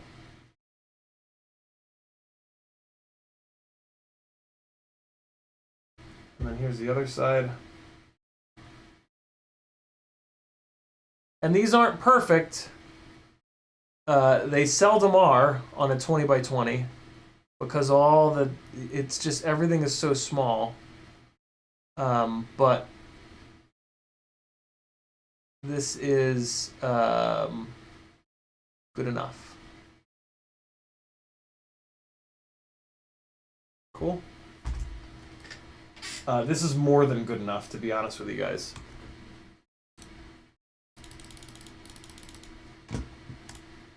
All right.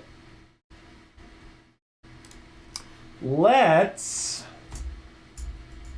mount the stack. Because the less time that goes by, the better. Because I need to try to remember. This is actually going to be fiddly as fuck to get this mounted. Because these motor wires are kind of short. And I'm going to need to be sneaking some washers and some O-rings and some other stuff under here. That's going to be pretty. This is gonna get frustrating. I'm not gonna lie. So let's get into it. There's one wire bent up like that. There we go. That's a little bit cleaner. Jesus, that looked horrible.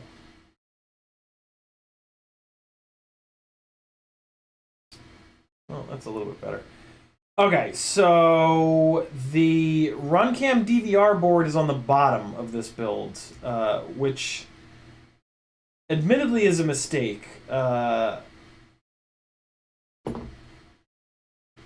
wonder if I can move it to the top without desoldering a million things. Probably not. Yeah, probably not. I chose to set this stack up in a way that I run screws down from the top, which I also kind of wish I hadn't done that. Now that I say that, I could... You know, I'm going to undo that. I'm going to set this up normally. The other thing I need to do is make a cable. Shit sticks.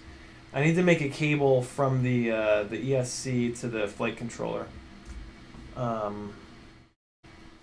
which is going to take some time.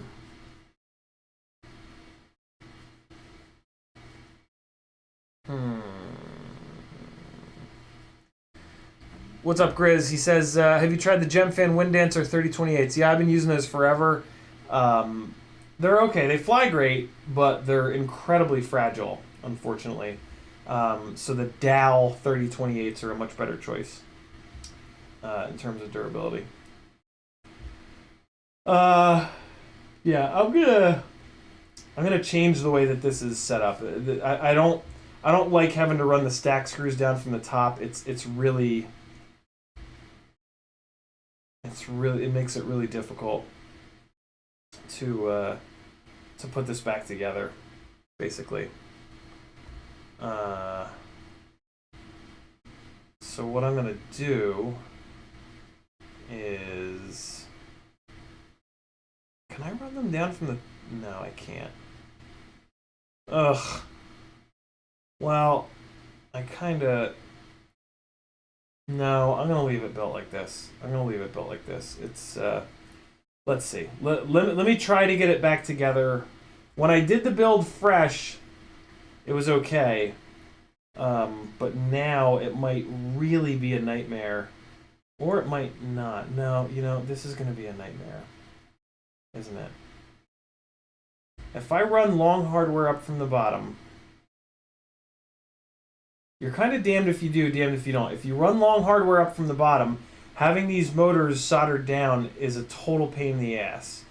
But usually what you can do is move the flight controller out of there, put the ESC down on the big tall screws, and then it'll be held in place. But in this case, no, yeah, I can still move the... Alright, let's just do it. Let's just start fighting with it. So, alright. On top of the RunCam DVR board, it's an O-ring, which is there only on the one side, because the other side has the plastic latch that holds the SD card in. So now that I've put these little tiny O-rings on here, the rest of the stack is gonna mount level. And it's really hard to see in there too. Get a little LED light going. See if that little O-ring's in the right spot. And it's not. Okay, let's scooch it over. This is the part about building micros that typically makes me absolutely lose my mind. Like, this is why people don't fly micros right here. This is very specifically it. Because the build process is awful. Like, this is awful. Having to build this like this is awful. This is just like, I'm considering taking all 4 motors and all the VHB off of these right now, because there's actually a chance that I won't be able to do this because these motor wires are so tight. But I'm going to try to persevere. I'm going to try to keep going here.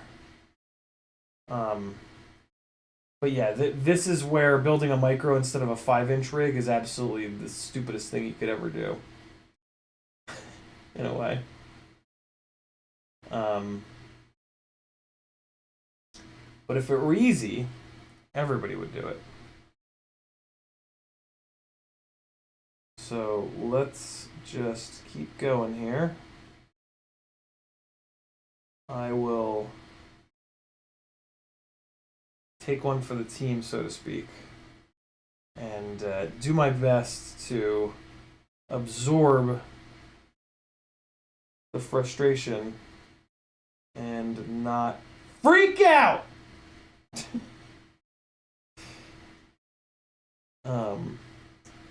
But yeah, for the record, building micros like this is a special kind of frustration that if you haven't experienced, get ready. Because there's kind of no other way. If you want to have one of these that flies decent.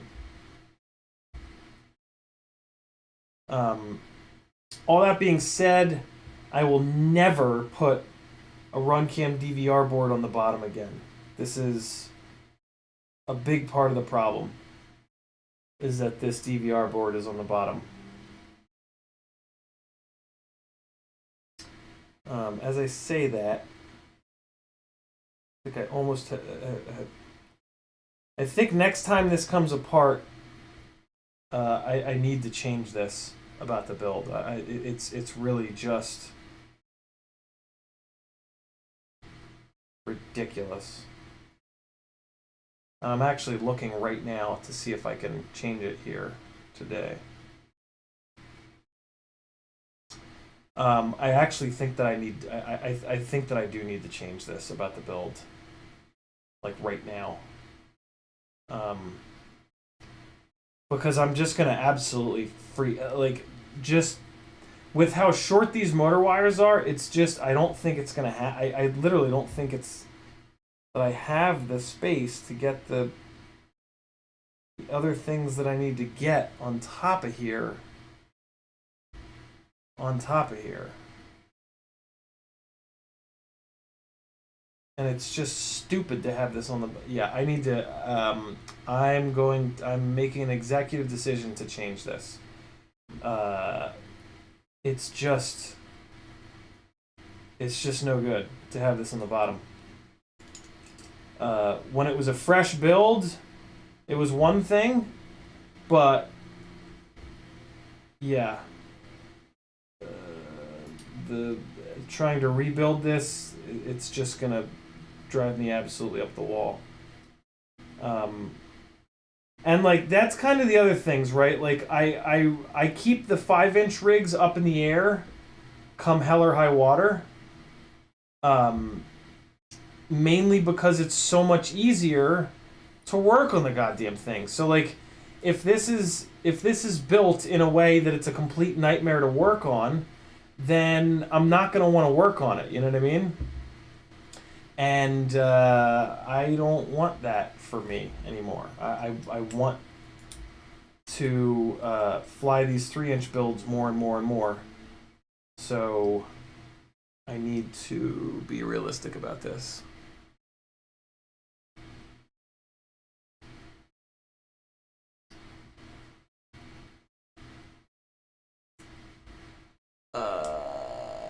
Jackalope says, those aren't solder fumes you're smelling, it's flux burning off. Very true. I always forget about that.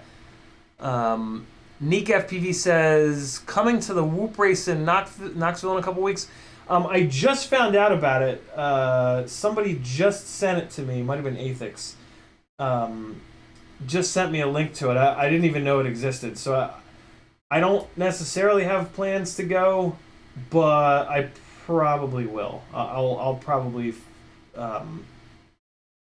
figure out a way to go. I would love to have a little weekend. I would love to make a little weekend out of it with Maggie. Do a little Airbnb, a little Christmas present to ourselves, possibly. But yeah, I kind of need to go to that. It's within sort of normal driving distance. You know, it's only like 4 hours away. And Joshua will be there, and you know, some of you guys will be there, so I'll probably do whatever it takes to make that happen. Okay, so let's get this DVR board moved. This is just absurd. I think I can just slide it out the front here. I think I can just kind of yoink it forward as I move everything else back, and maybe sneak it in between the motor wires. But now I've got this video wire that's getting kind of tight. So, and that video wire, it's not really easy to desolder there.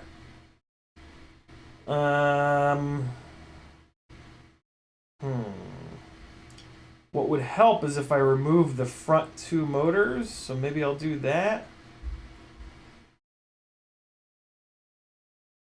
I think if I remove the front 2 motors, that'll allow this to fold upwards. Let me just try pulling the VHB. Maybe that'll give me just enough.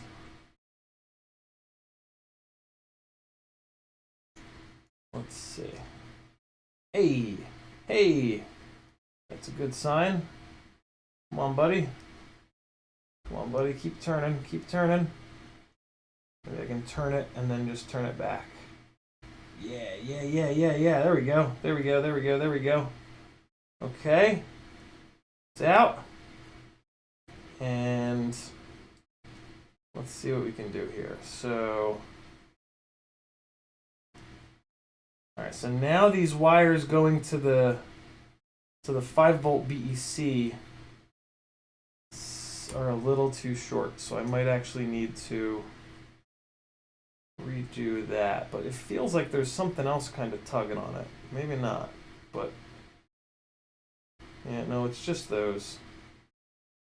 God damn it, that means I'm going to have to cut that shrink wrap off of there. Bueller? So, yeah, those are definitely not long enough. Balls. Okay, so this just got a lot more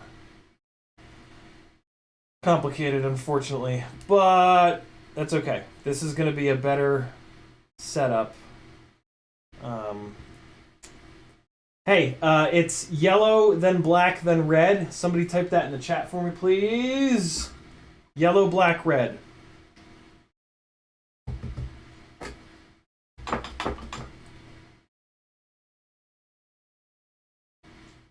Removing the red. Removing the ground.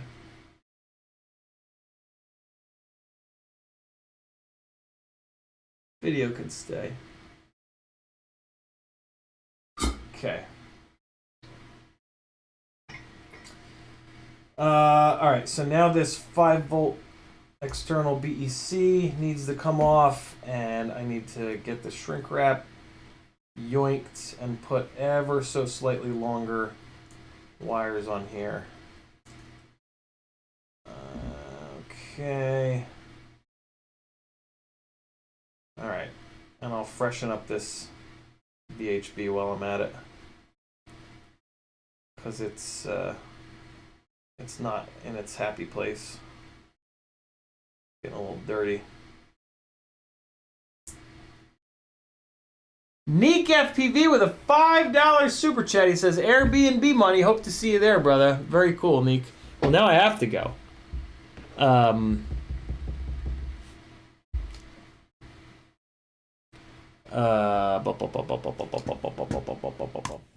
諦めんなよ。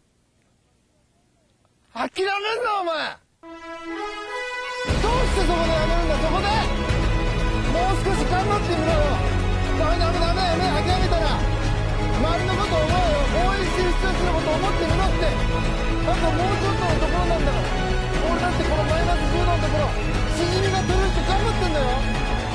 絶対やってみろ。必ず目標達成できる。だからこそネバギブアップ。I'm giving up. It's after 5 o'clock, and I'm having dinner with Maggie, so I am actually gonna give up. Balls. No, I have to extend these cables though. I have to extend these cables, and then I'll get caught up on the chat, and then I'm giving up. Because I won't remember the God forbid I have to look up what these pads are. Yeah, let me just real quick get this swapped, get these wires extended and get it soldered back up to this, and then we'll finish it the rest of the way tomorrow night. But I don't want to leave Maggie waiting. She's kind enough to make dinner for me tonight, and yeah. Don't ever take that shit for granted, males. If a female is willing to cook for you, fucking, like, appreciate the shit out of that. Because not having a female to cook for you is much worse than taking 3 seconds to appreciate them being willing to cook for you. I mean, you could apply that to anything, but just a specific thing in life and a specific, situation that I've had. I've made this mistake before. I've learned by making this mistake. Yeah, don't take that shit for granted. Ever, ever, ever, ever. Even if even if you cook sometimes, it doesn't matter.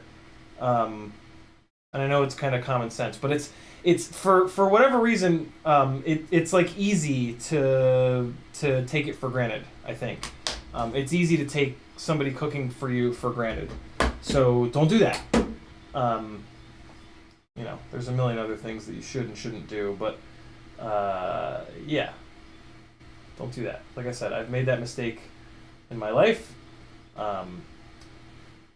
So like when the food is ready, stop. Like whatever you're doing, stop doing it and go eat the food that,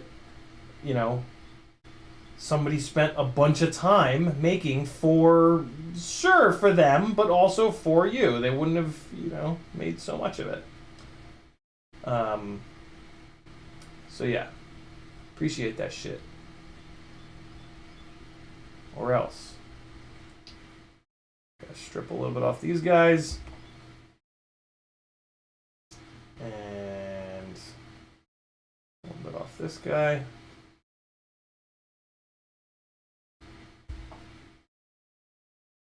Don't hate, appreciate.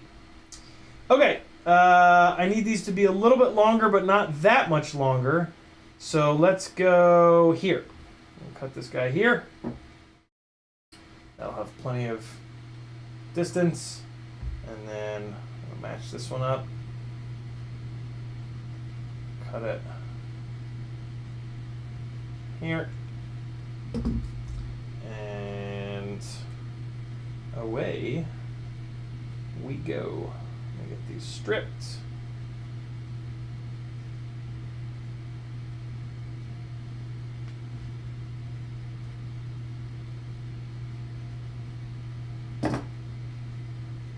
What I'm trying to not say is that if your lady or man cooks you dinner and then you let that shit sit and get cold, it's very insulting. And they're going to be mad at you. So I'm trying not to say. And they have all the right in the world to get mad at you in that situation. Don't then get pissed at them for getting mad at you. That's like doubling down on insanity. And we don't double down. We don't do that shit. Fuck that. Doesn't help anybody. You better ask somebody. You really better ask somebody. Let me just tin these real quick.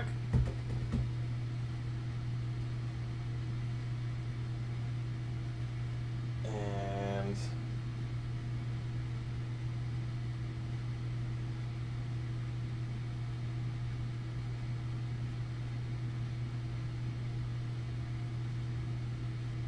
one of the things that's really cool about Maggie is, at this point in the conversation, she would go, no, take as much time as you need. This is your job, and I appreciate that, and it's fine. And like, that's really cool. It's cool to have a person on one side that is kind of woke enough, right? But then a person on the other side that's willing, that's also woke enough and can, see the reason that I don't know what I'm saying, but she's amazing. I'm an incredibly lucky guy. incredibly, absurdly, outrageously lucky. And I am going to try my absolute best to not take any part of that for granted. Which is one of the big challenges in relationships, in my experience. Maybe that's just me, but I don't think so. So yeah. And I've definitely made mistakes with that in the past, for sure.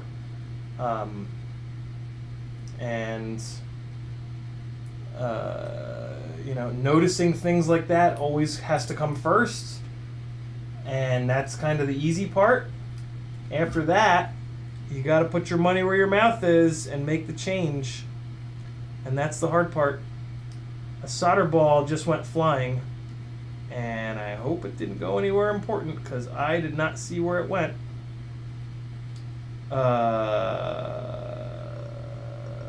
Boy, that's scary. I have not had a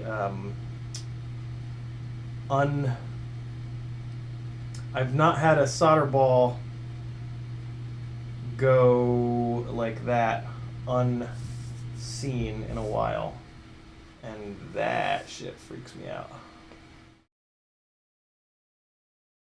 But we're just gonna keep going because the chances that it landed on the flight controller are pretty slim. I will hopefully remember to take a quick look at the flight controller before I put this all back together. To look for said solder ball. Alright, ground is on.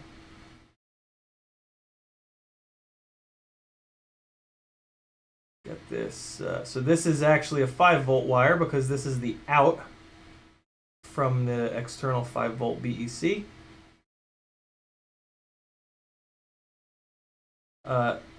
The reason why I build these like this, with this, is that the 5-volt BECs on our flight controllers seem to be kind of, yikes, that's hot, seem to be kind of weak or like underrated, or I don't know. Most of the flight controllers of mine that blow up, the 5-volt BECs are what's blowing up on them. So I, on these RipSqueak builds that have the RunCam hybrids, the RunCam hybrid pulls a good amount of voltage and current and whatnot, because it's a little mini HD DVR board, you know what I mean? So I put external 5-volt BECs on these builds, and I get much better reliability from them. Also, RunCam doesn't want you to power these from direct battery voltage because of the voltage spikes and surges and shit. So yeah. If I had a flight controller with like a 9-volt BEC, that would be an option. That would probably be totally fine for powering the RunCam hybrid board. Because in theory, that's a little bit beefier of a BEC, and it's a BEC that's not shared with anything else, you know? Unless you're also running DJI, which you're probably not. I'm going to double up the shrimp wrap on this. I don't know why. I'm just going to... Here's another shower thought, life-based shower thought. Right before the stream, I saw on my Discord channel that somebody had said Joshua's not streaming, and they said, I don't know why, and it, for whatever reason, it made me think, like, we always want to know why. I think it's like a human nature kind of thing, right? Like, we tend to want to know why or how. And in a lot of cases, that is either a waste of time or, like, sometimes it's important, but sometimes it's a waste. And other times, like, it's kind of bad, right? Like you have a friend that their pet dies, let's say, and the first thing that you want to when they tell you that, the first thing that you want to ask is why, right? I'm guilty of this myself. It's just kind of human nature to want to know why. Well, when you ask that person that, they then have to explain to you, which they've already explained to 50 people at this point, right? What happened? you know, my cat got a disease and whatever, and that hurts, right? Like, you guys have probably been in that scenario before where you've like lost someone in your life, and explaining what happened sucks. So don't do it. Don't, you know, like in that case, don't ask why. Just, you know, oh, you know, my pet died. Oh, I'm so you know, I'm so sorry. That's horrible. That's what you want to say. And that's all that really matters. You know what I'm saying? Like, if they tell you what happened, it doesn't change anything. Like, yeah, now you, like, your completionist spidey sense is not tingling anymore. But, like, who cares? You just potentially made that person's life a little bit worse. Right? Like, what if instead of that, what if you'd said to them, like, oh man, I'm so sorry, that's really awful, you must have really loved them, or, you know, like, there are things that you can say that are much more productive, and much less triggering and horrible for that person. I don't know, this is what I was thinking about in the shower. And yeah, I don't know, so you can also kind of relate this to like relationships, right? Like, as men, typically, we have a tendency to want to fix things right away. This is kind of related to this. There's a great scene in White Men Can't Jump where Gloria and Woody Harrelson are in bed, and Gloria says, at least one of you guys is losing your mind right now because you can totally picture this scene. And Gloria says that she's thirsty. And Woody Harrelson gets up and gets her a glass of water.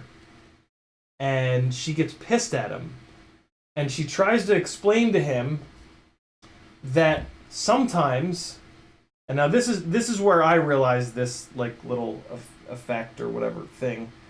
I realized this a long time ago. Sometimes, I'm going to say this. This is not me being sexist. This is referencing that situation. Sometimes a woman just wants you to sympathize. Doesn't want you to fix it. This is very common in male-female relationships. It is by no means limited to that. Okay?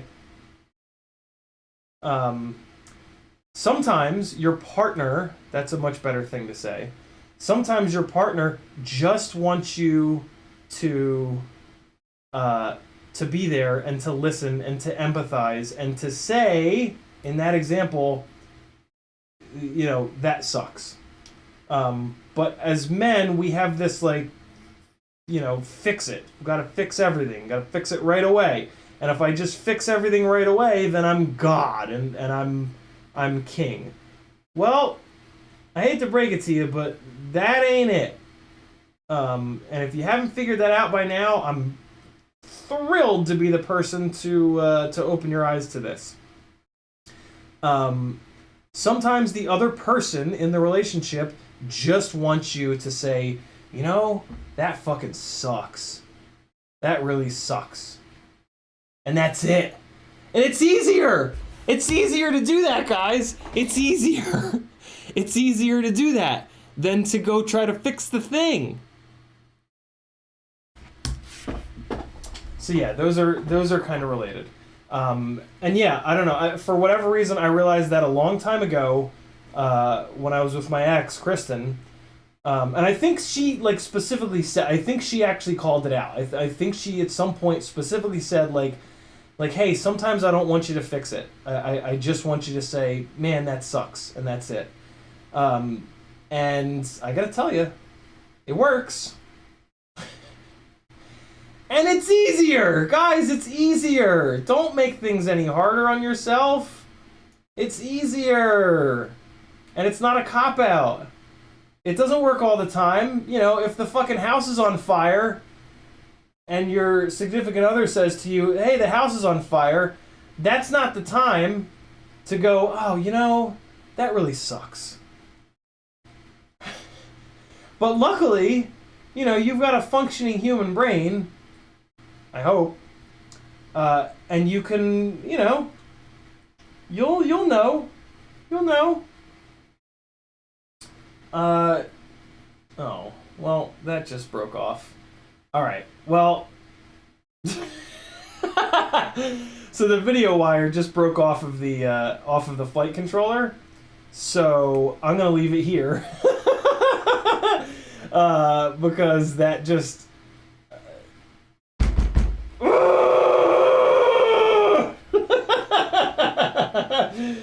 Oh, okay. All right.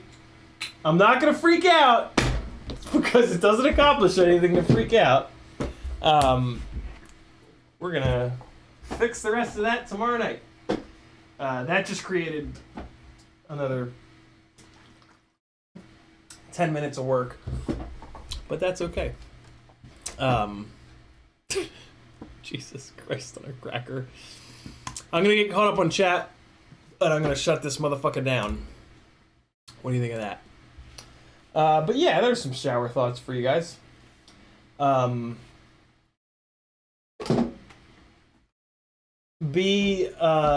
of the 4 rules is to be impeccable with your words. And this is a good example of that. Think about the shit that you say, because it has serious impacts on some people more than others. And never, ever, ever assume that just because you don't think that somebody else should get upset over something that you said, that does not mean that they don't have the right to get upset. And it never will. And if you think that that makes that person a snowflake, you're probably the asshole. I hate to break it to you, and I've been the asshole plenty. But yeah, that is not acceptable. People are absolutely allowed to feel feelings. As men, most of us were raised to not understand that, and it's really important in 2021 to fix that shit in your head, because it ain't right. Feeling feelings is completely fine. Yes, 1 in 1,000 people goes overboard, but do you really want to cater to do you really want the 1 in 1,000 person to be the reason that you keep being an asshole? I don't. And I'm obviously using very, lively words for that, but I think you guys know what I'm saying. Demenis says, so 5 inches easier to build? Absolutely. Absolutely. 5 inch is so much easier to build. Rob Axelson says, remember Clam Man. Jackalope says, don't worry, I'm going to do what everybody thinks I'm going to do. I'm not going to freak out, but I want to know who's coming with me, man. Jan? Hey, Jan, will you be my girlfriend, Jan? What movie is that from, Jackalope? Oh, God, what movie is that from? Abraham says, what's up? I'm in the middle of a new micro build, and I want to kill bunnies.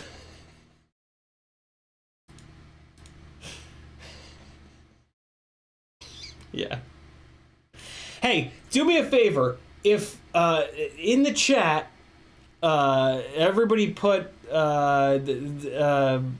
Maggie's in the chat. Everybody, say, if... Everybody that agrees with me that building a tiny whoop or a micro changes you forever, and there's no frustration on earth like it, and the absolute worst part of you comes out when you build those rigs, put smiley face in the chat. I'm pretty sure it's not just me, but I want to make sure. Mr. Huggy says yellow, black, red. Maggie's in the chat. Steve-O says, if anyone will cook for you, appreciate it. So true. The cat's under the desk. I'm beating him. Being a bad boy. Rob Oxison says, discovered a new non-scripted show. It's the Chef Show on Netflix. It's based on the movie Chef. The people accept everyone's difference. I think I've seen the Chef Show, but I'm not not totally sure. Metal Dirtskin says, Compost Pile says, looks like the blob went under the quad. Nice, thanks, Compost. Metal Dirtskin with a $5 super chat. Thank you, brother. He says, so you can get a computer that can stream a higher res, then we can rewind to see where the solder ball went.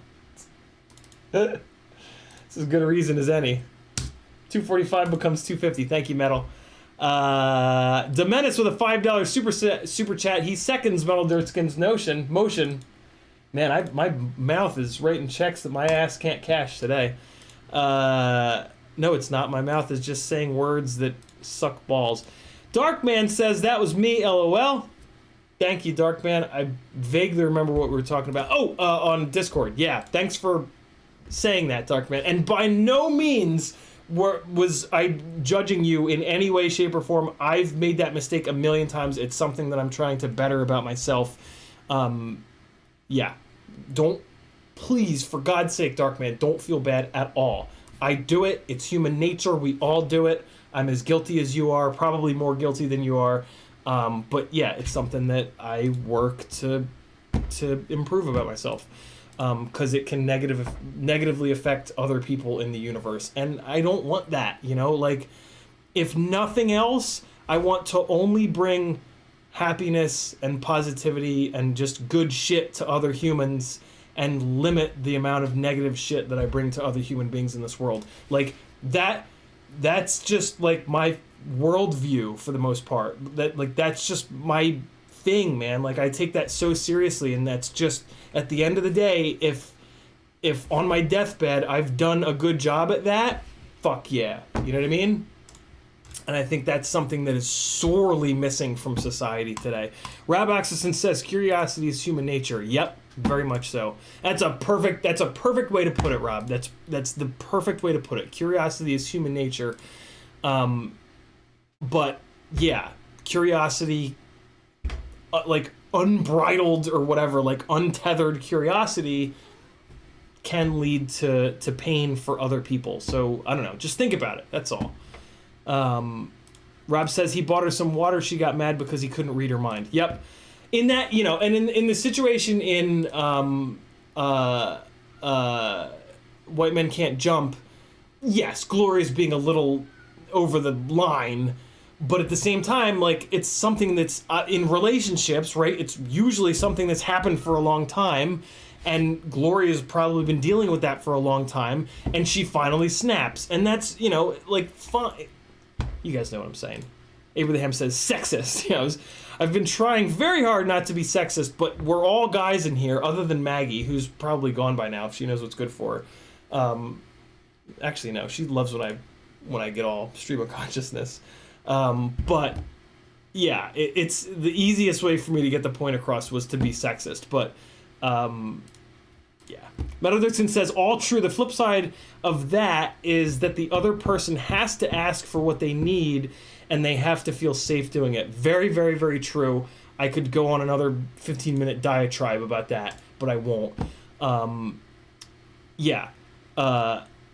If the other person wants to, in the scenario that I gave you guys, if the other person wants to volunteer the information about how their animal died, they will. And if they don't, I don't think it's fair for them to get upset with you that you didn't see it. And that's where it gets a little murky and it gets a little bit of a gray area. If you always do that, then it could come off as you don't care. So that's where you have to use your critical thinking skills and your big boy brain to find a balance. I think the balance is way one-sided. I think the balance is way off on one side where we always and we're asking for ourselves. You know what I mean? Like, we're asking because we have this like completionist thing, and we're curious, and it's like, and we're not thinking, we're just asking. That's a part of it, right? We're not thinking, we're just asking. Oh, one person says something, you don't think, you just immediately ask that question.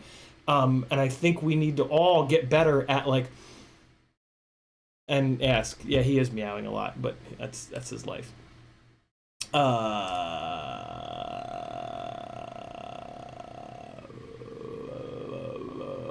Rabbi Axelson says, what time's your dinner date?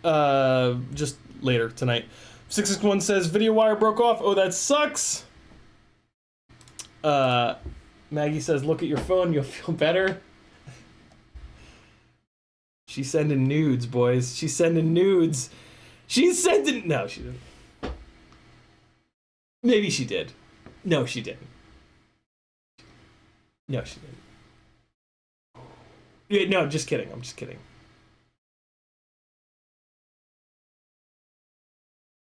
No, I'm just kidding. Am I?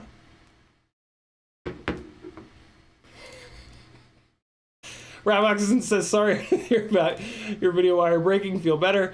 Nice. Yeah, instead of Rob Axelson asking why the video wire broke off, he says, sorry to hear about your video wire breaking.